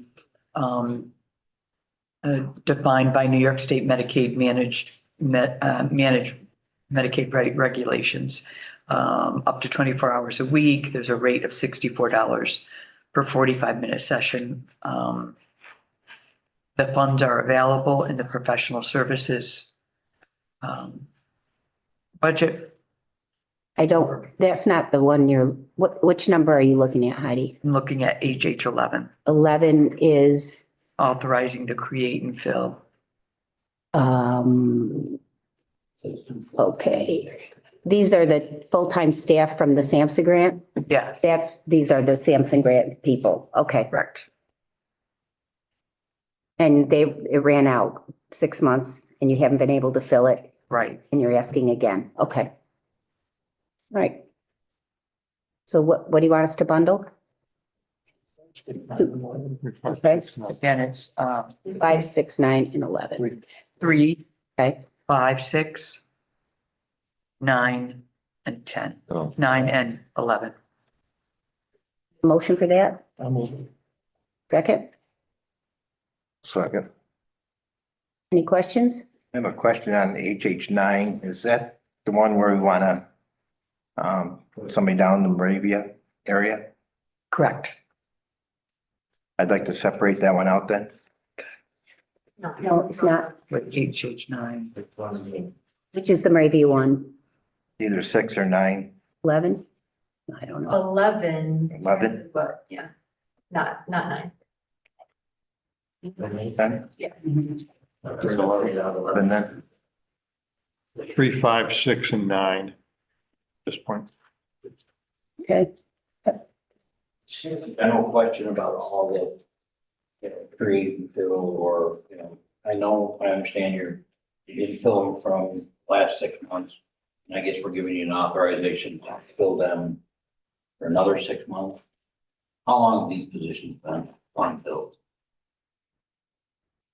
That is hard for me to answer just because we've had people come and people go. And so I'd have to look at that. We've hired people, but we've had people resign kind of back and forth. The SAMHSA grant has been, since last year.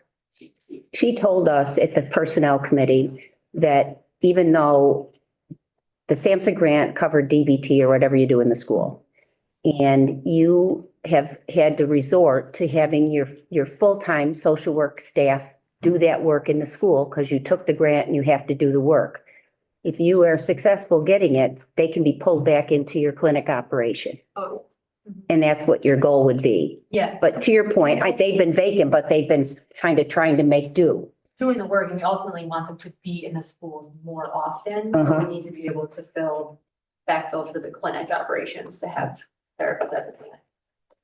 Well, I guess my concern, and it's Mark's concern, is that, these positions are obviously in the budget. Just sat here and listened to the budget outlook. Yep, Could be Yep. iffy. yep. I mean, is there some sort of a way that we could continue to have the position but unfund it? And then if somebody was to come and say, look, I want to be hired for this job, they meet the qualifications, they would come to us and say, look, we want to hire this person, and I need the funding. Is that something that's possible, or is it a pipe dream? And I'm being honest, is it a pipe dream? Say so. I don't mean this, we were just brainstorming today about, whether or not we should be looking at, even from this point forward, positions that become vacant, should we really look at not moving forward with the fills? And I think not all positions are created equal, but, instead of drawing from the fund balance and putting it in the budget, are you asking if we could take money from the current budget into the fund balance, kind of in reverse? Well, I'm not a budget expert, so I don't know all the legal ways you can or can't do whatever I'm asking, but basically I'm saying, we all sat here and heard what they're saying is, our budget's gonna be tight Yep. in 2026. And if we keep funding these positions, but we're not paying, and there's nobody there to pay, what are we doing? Where does that money go? And if I'm not mistaken, I can answer. it goes back into the. Yeah, so if any unspent money to the budget goes back into the fund balance. Correct. So that's how we get that couple of $1 million at the end of the year. From budgeted vacancies, maybe, yes. Okay, thank you. Thank you. Did we vote on whatever? No. 3, 5, 6, and 9 at this point. We moved it in second? Yes. All in favor? All right. Aye. So we have 11, which was brought forward but separated. Okay, so can get a motion for HH 11 to fill the 2 full-time staff social workers that would be stationed at the school? Thank you. I'll move it. I'll second. All in favor? Do you have any discussion on that? Discussion? You're going to abstain. Yep. No Your- discussion? Sorry. Oh, Discussion discussion on these 2 positions. on 11? 11 is the 6-month. You got a SAMHSA grant. You had 2 caseworkers or social workers that were going to be part of the school-based services. We gave you permission. You haven't been able to fill them. You've made do with the clinic staff, but you'd like to have us consider renewing this 6-month resolution that that expired. And so you can try to get 2 more staff to be involved with this grant and be paid by the SAMHSA grant.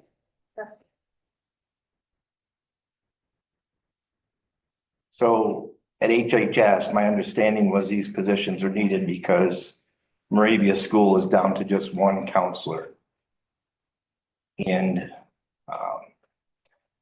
I have a problem with the county taking over expenses that some of the schools should be carrying. Most of the schools in Cayuga County have more than 1 counselor. And yes, our county mental health does help all the schools, but schools usually take care of the day-to-day stuff and the lower needed stuff. And just because the school district cuts out their counselors, we as a county are not really in a fiscal position to be covering what schools should be taking care of. I understand we're reimbursed, but so are the schools reimbursed. And I just have a problem with us in our fiscal position saying, oh yeah, don't worry, we'll take care of you. We're hurting. Can I clarify? So this is for, we have a grant and that this grant is covering the salaries for our therapists. That is separate from the satellite clinic that we are going to be applying for at Moravia.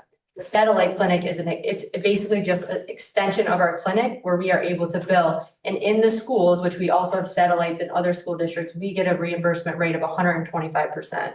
So we actually, it is in our favor almost to operate those satellite clinics because we get reimbursed more than the clinic does for those. But I think Ben, That's separate. is Ben, you're thinking that we're subsidizing what the school should be providing? Yeah, we're not. This is like, they would be referring to outpatient like they do already to our clinic, but it would just be, we would be on site being able to provide those clinic services at the school district. So it's separate from what the school social worker's responsibility is in the district. Does that make sense?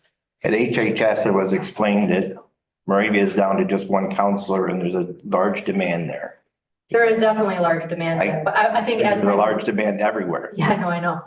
The report, it was part of my report that we were gonna be applying for the satellite at Moravia. That's separate from the SAMHSA grant, though. I just want to clarify. The SAMHSA grant is focused on the DBT in schools. That has no billable services with it at all. We are getting reimbursed strictly by the grant. And you're applying for the Moravia satellite clinic, so you can put a clinic in that school and bill for it, Correct. not to replace a school social No, worker. that's the school's responsibility. They have their own responsibility as a school to provide the social work services there. This would be anybody needed to be referred to a higher level of care, meaning outpatient therapy, that they'd have someone on site to be able to refer there. Instead of them driving to the clinic to do their appointment, it would be located at the school. It's just an extension of our clinic.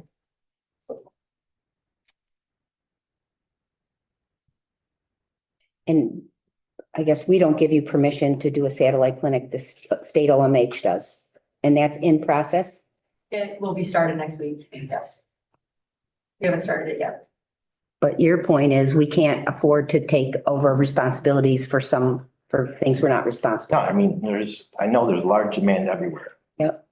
And And just one other note, our provider that's at the school is there and their caseload is filled for the time that they're there. That's how we judge that. So they're not there without any, all of their hours at the school are filled with people that they are seeing. Do you know what I'm saying? Like their schedules are full. It's not like they're there just kind of hanging out, waiting for referrals. Their schedule is full with billable services in the satellite clinics. At the 125%. Yeah, it's at the 125% rate.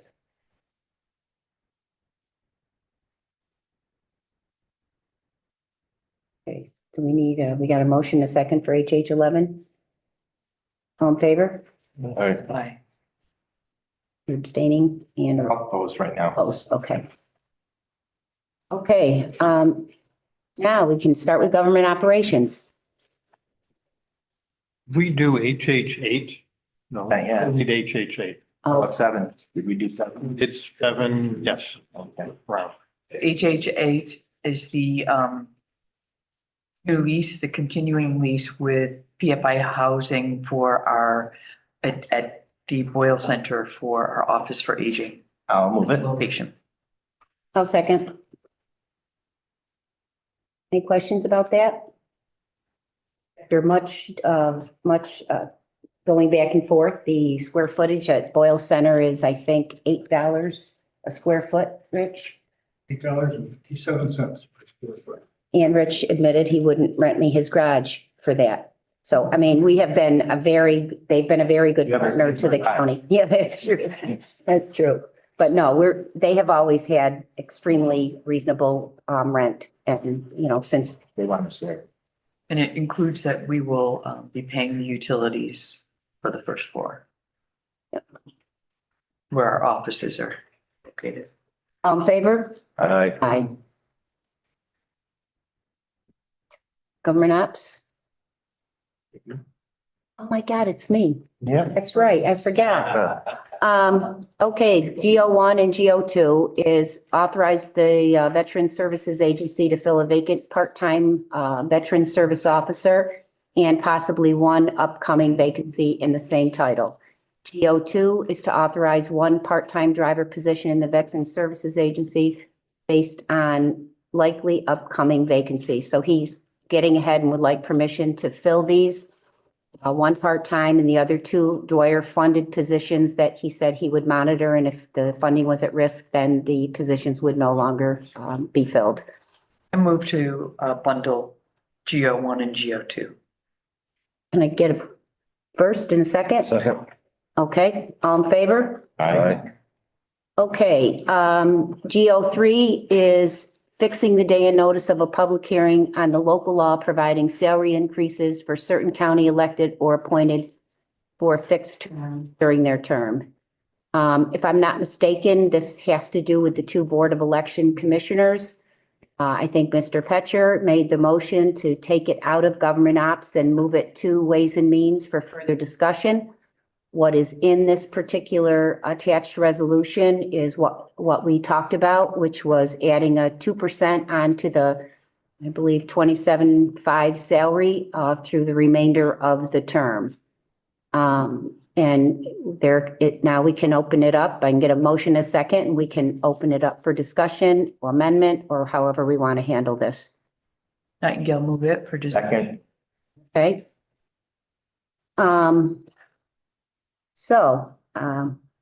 We have, I guess, had quite a bit of conversation about this. There appeared to be some agreement that perhaps we ought to relook at the 2% over the course of the term. There was discussion about the original request that we have been talking about is 35,000 per commissioner. There was discussion and it seemed to be agreement that 30 going to 30 would have no opposing votes. There was the discussion in regards to the justification for the 35 based on the registered voters compared to other counties based on the number of full-time staff. Our county being quite small in full-time staff that might warrant 35. I don't believe that the 35 is out of line. It's a matter of how we want to get there, whether we phase it in, whether there's an amendment to move it to the 35 out of the gate. I'd be looking at some positions from the county, from the committee members. I don't think we have to have a number in there. This is to go for a public hearing. I don't want to make an amendment right now, but I think an amendment could be either to have no number, goes to 35. If you put the 35 in there, we're not going to go any higher and the public can address that. If you don't put any number in there, then we have to have a large discussion, at full edge meeting to come up, or at some point to come up with a final number. But I would recommend that we either put no number in or the 35. And then the public can react to that particular number, because that would probably be the highest that would go. And I just, for a matter of clarification, we put no number in the first time in November, right? When we appointed the two commissioners for their new term in November, there was no salary in that resolution. So when we talked about the possibility of amending the salary and, you know, because there was no number, the public could not assume they're getting paid nothing. But, you know, your opinion was in order to change it, we need to be, from what it currently was, the holdover, we needed to be somewhat transparent. Right, right. So if I'm not mistaken, Ben, you're saying amend it to 35 if there's, and then wait for the public hearing Right now, I'm saying we have two options. But and leave it I think- blank, and then what happens? Yeah. I'm gonna respond to, legislator Vitale.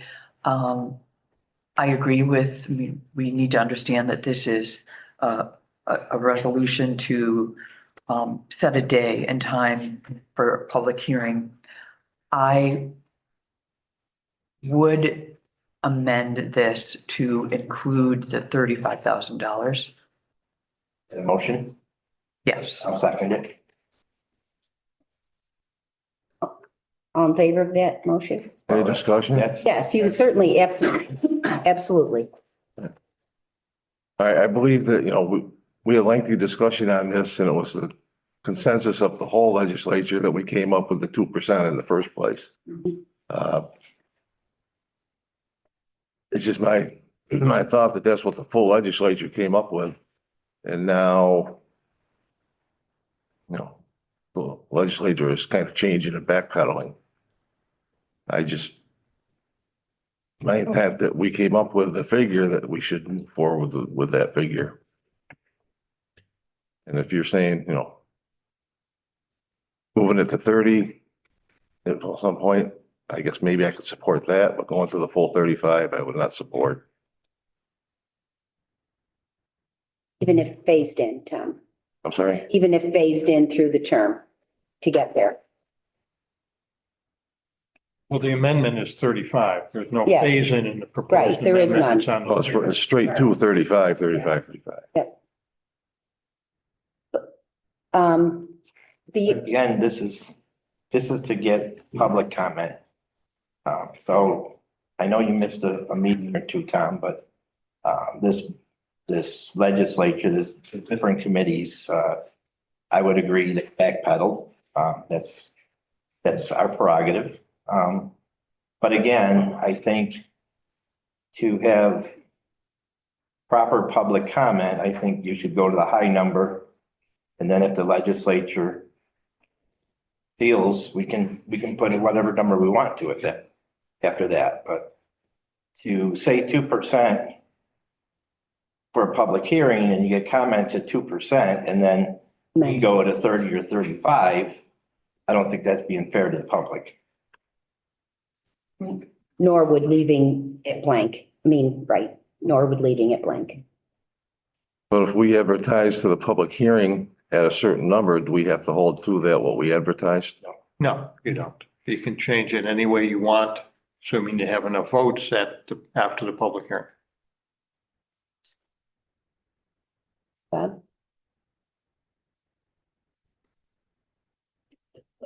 I guess I'm still in the quandary as to why we're dealing with this now.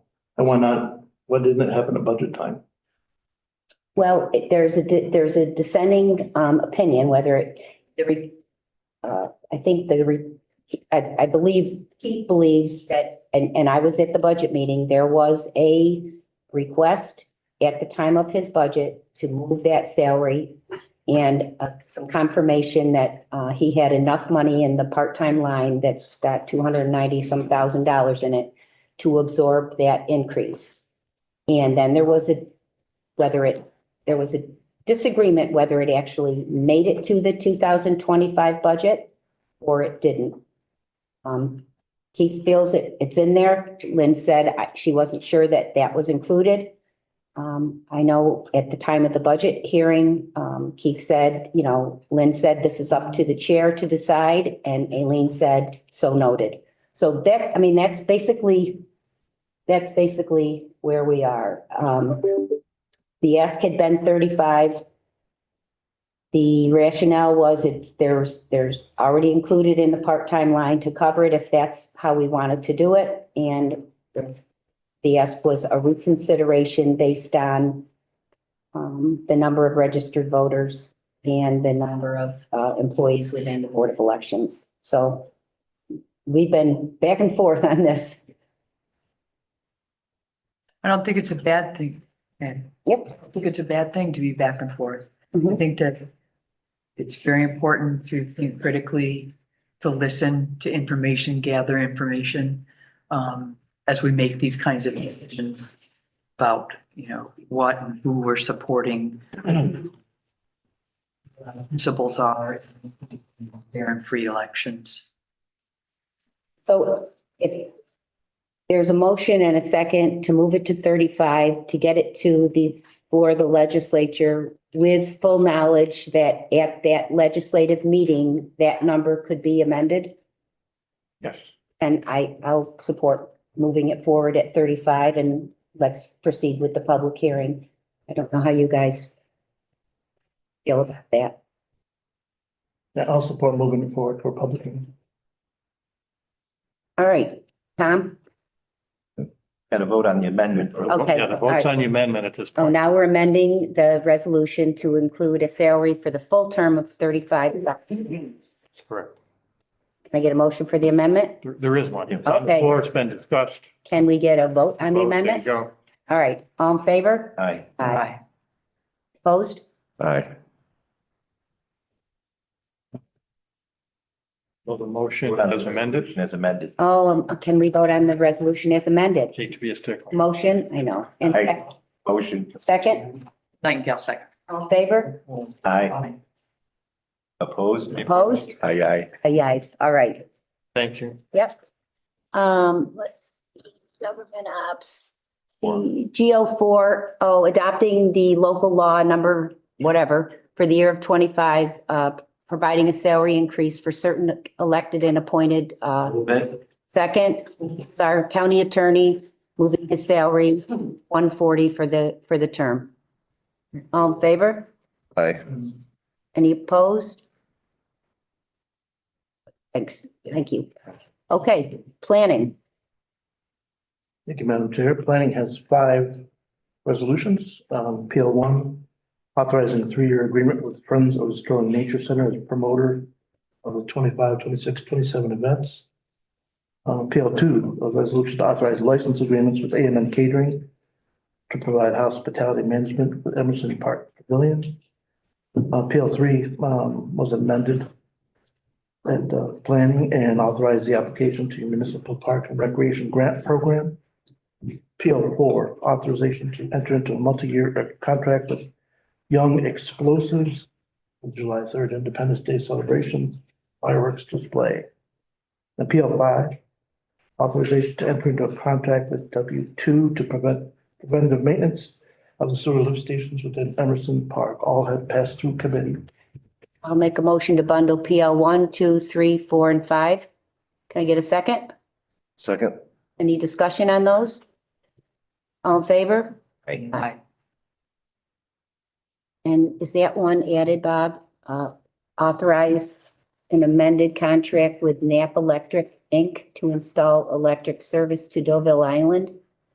And amending, I believe that was the one that Doug referenced at the meeting and asked for permission because the amount had changed. Okay. And do we have a copy of that in here? Thought it was catch. Oh, yes, that was why the Our last meeting was amended. PL 3? Nope, yeah. Install the electric service at the Yeah. picnic shelter and a cost not to exceed 26,065. And we're doing that because it's more than the original resolution. Okay, we get a motion for PL 6? Nightingale, move it. Second. All in favor? Aye. Okay, what's next? Public Works. Yep. Says for resolutions, I'd like to bundle 1, 2, and 3. One is for renewal of agreement with Collier Engineering for design and plans. 2 is for the county legislature to execute a 5th addendum to the lease with the city of Auburn. 3 is for the entering a contract with cleaning for the college space that we're leasing. Can I get a motion for PW 1, 2, and 3? Move it. Second? Second. Yep, all in favor? Aye. Aye. Okay, PW4 was added yesterday, and this is for the maintenance agreement for the chiller and air-cooled condenser at the public safety building. This came late, and it's kind of timely because if we don't get this taken care of, we could end up in the cooling season already, and we won't have the machines service. So I'll move PW4. I'll second. Any questions? All in favor? Okay, Mr. Winslow. All right, thank you, Madam Chair. Judicial and Public Safety has a total of 12 resolutions, 11 which passed through committee and 1 ultimately referred to Ways and Means. I guess start out, I would like to bundle JP 1, 2, 6, 7, 9, and 11, which are all related to accepting various grants and funding for county's purposes. Move them. Nightingale seconds. Any questions? All in favor? Okay. Next up, JP 3, I thought for JP 3, authorizing district attorney to amend current contract with Advent Financial Systems LLC with additional traffic. I'll move it. Second. I was totally shocked that there was no questions when she presented this because I think this is an addition to the reduction program, this new diversion program. And based on what she said to us at the Personnel Committee, because she reviewed it, that this could mean another $100,000 of revenue coming into the county. And because there's about 4,000 traffic tickets each year, and these individuals would use this to avoid any type of ticket at all. And she doesn't need to increase the staff for it, and I think it's a great idea. We have a motion and a second. All in favor? Aye. JP4 was ultimately referred to Ways, authorizing the chair of the county of Cayuga Legislature and Director of Emergency Services in the New York State Division of Homeland Security and Emergency Services to enter into an MOU whereby DHSES will transfer possession, but not ownership, of flood mitigation equipment to support counties in emergency flood events, enhancing preparedness and response capabilities, to transfer possession, but not ownership, of flood mitigation equipment to Cayuga County. I'll move it. I'll second. They were discussing. Yeah, oh, sorry, Ben. At Judicial and Public Safety, I mentioned the fact that this would require the county to maintain and repair all this equipment, which and to find homes for it. And I understand there's multiple pieces of equipment, and I really can't support this because we don't need to continue to do more maintenance on, especially stuff that we don't even own. I guess the only way I could possibly support this is a lot of this equipment is probably going to go into local fire departments or towns or villages. And if we were to have an agreement with them that they maintain it, then I possibly could support it. But I certainly don't want to put equipment out all over the county and then be responsible for maintaining and repairing. I guess. I'll let the email director speak, but I believe it's going to be housed by us, Riley, isn't that correct? Collectively, it would be housed at a number of locations. I tried to provide some additional information to the legislature yesterday. I broke this down based off of the initial purchase price of the equipment, obviously at market value versus whatever collective buying agreement the state might be doing. To answer the question about where it would be housed, with the exception of the fire tower and the garage space that we have there, the Office of Emergency Services does not have a central office location nor do we have a storage facility, which is why we look to our agreements with local fire departments to store much of our equipment based on their response nature. As I've had discussions with Fred and discussions with others, we have equipment that's parked at fire stations because it's kept indoors that way. We're trying to negate the need for additional maintenance over the years, be it a trailer, be it a piece of apparatus, et cetera.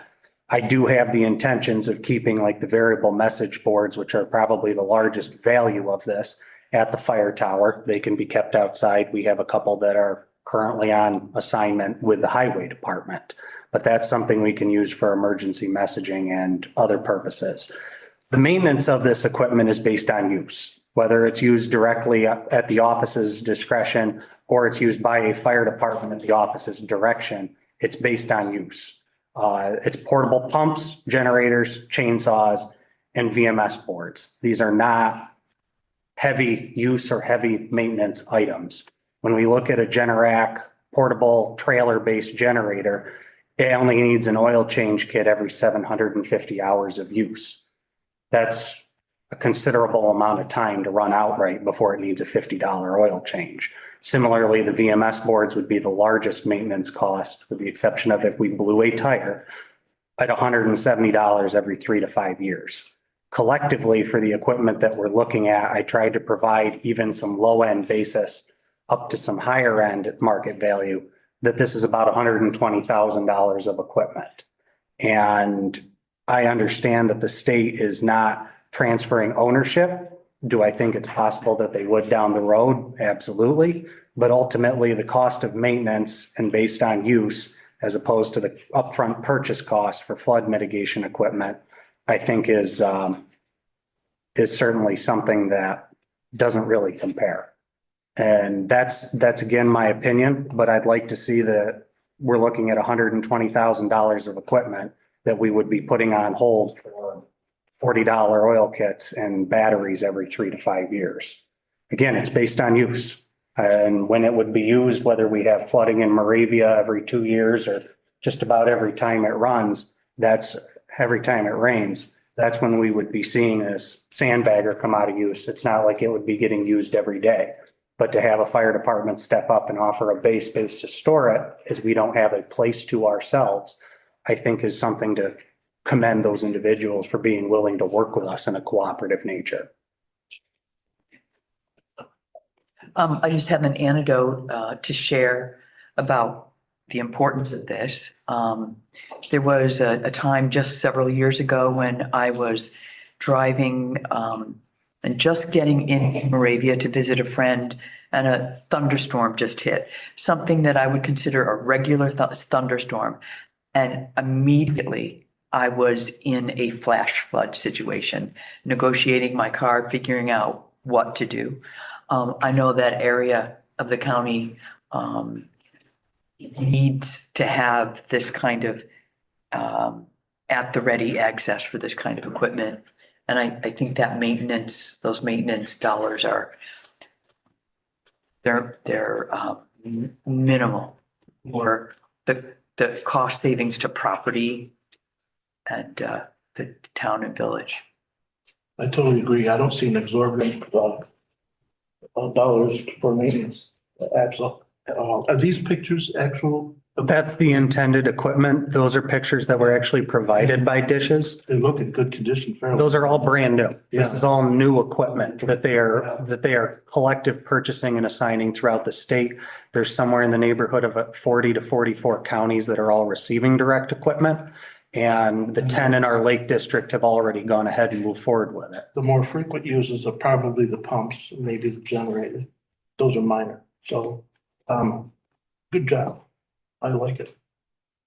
Is the state making this available to counties because of the issues around flooding and that they realize the counties wouldn't be able to afford? I mean, Correct. certain counties got picked or all counties have an opportunity. It is not all counties, but I know that even as much as the counties within New York City were awarded equipment based on the fact that instead of a grant to assign funds to a county to go out and purchase said equipment, they went on a collective cost share purchase and then are then assigning it.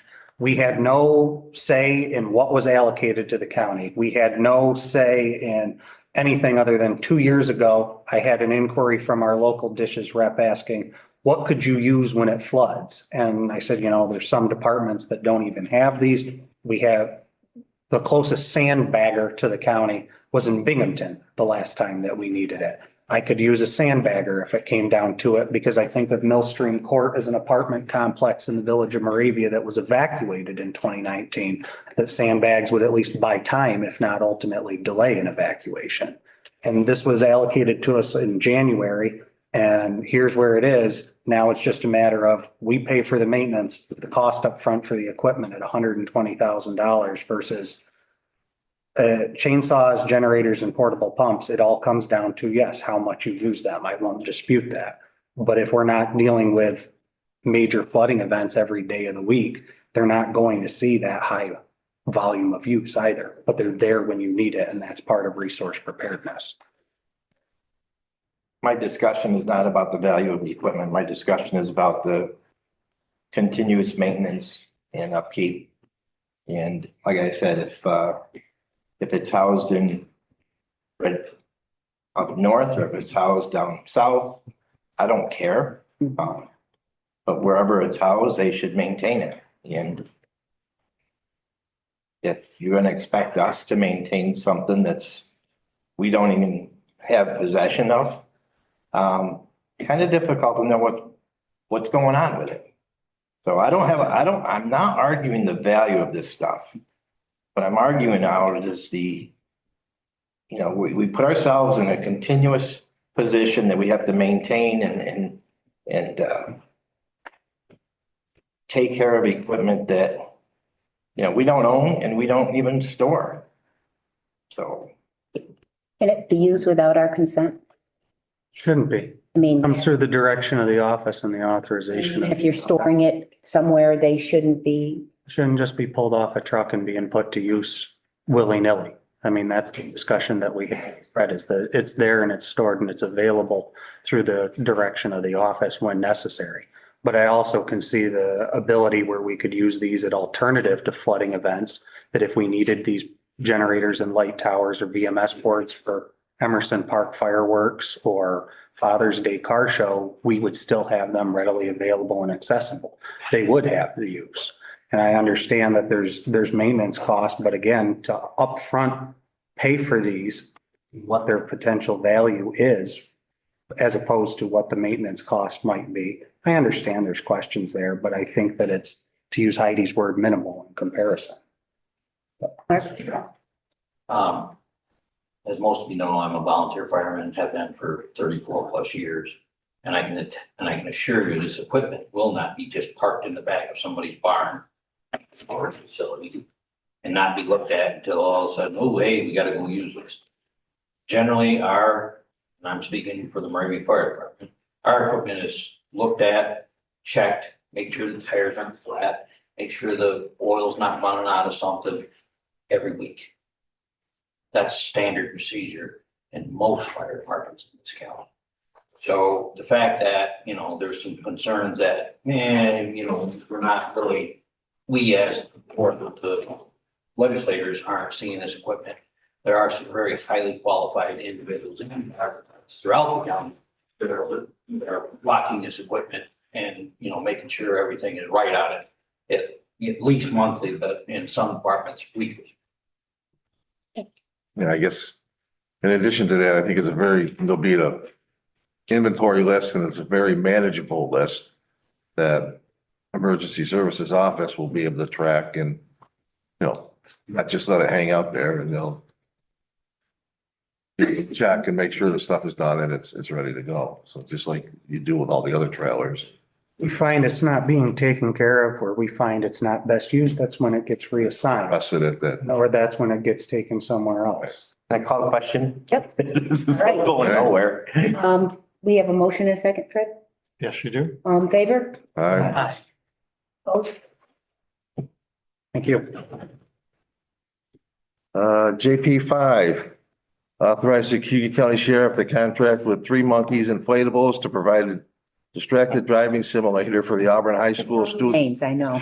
SAD Health Fair in April to transfer their funds to pay for said service. Since it's monkeys, I'll Folks, be in favor? move it. I'll second. These Any questions? All in favor? Aye. JP8, authorize temporary change in terms of the Cayuga County Deputy Sheriff Police Association's bargaining agreement to allow road patrol sergeants to work on a 12-hour shift rotation for a period of up to 6 months, beginning May 1st, 2025. Move it. I'll second. Any questions? All in favor? Aye. Aye. JP10, authorizing the chairperson of the legislature and the Cayuga County Stop DWI coordinator to enter into an agreement with covered double days for the 2025 season to promote the Cayuga County Stop DWI program. Thank you. Move it. I'll second. All right. All in favor? Aye. Aye. And lastly, JP12, authorizing the legislator approval of the 2025 Cayuga County Stop DWI plan. Move it. Thank you. All in favor? Aye. Aye. All That is GPS. Thank you. right, thank you very much. Can you adjourn? Motion, second. Yes.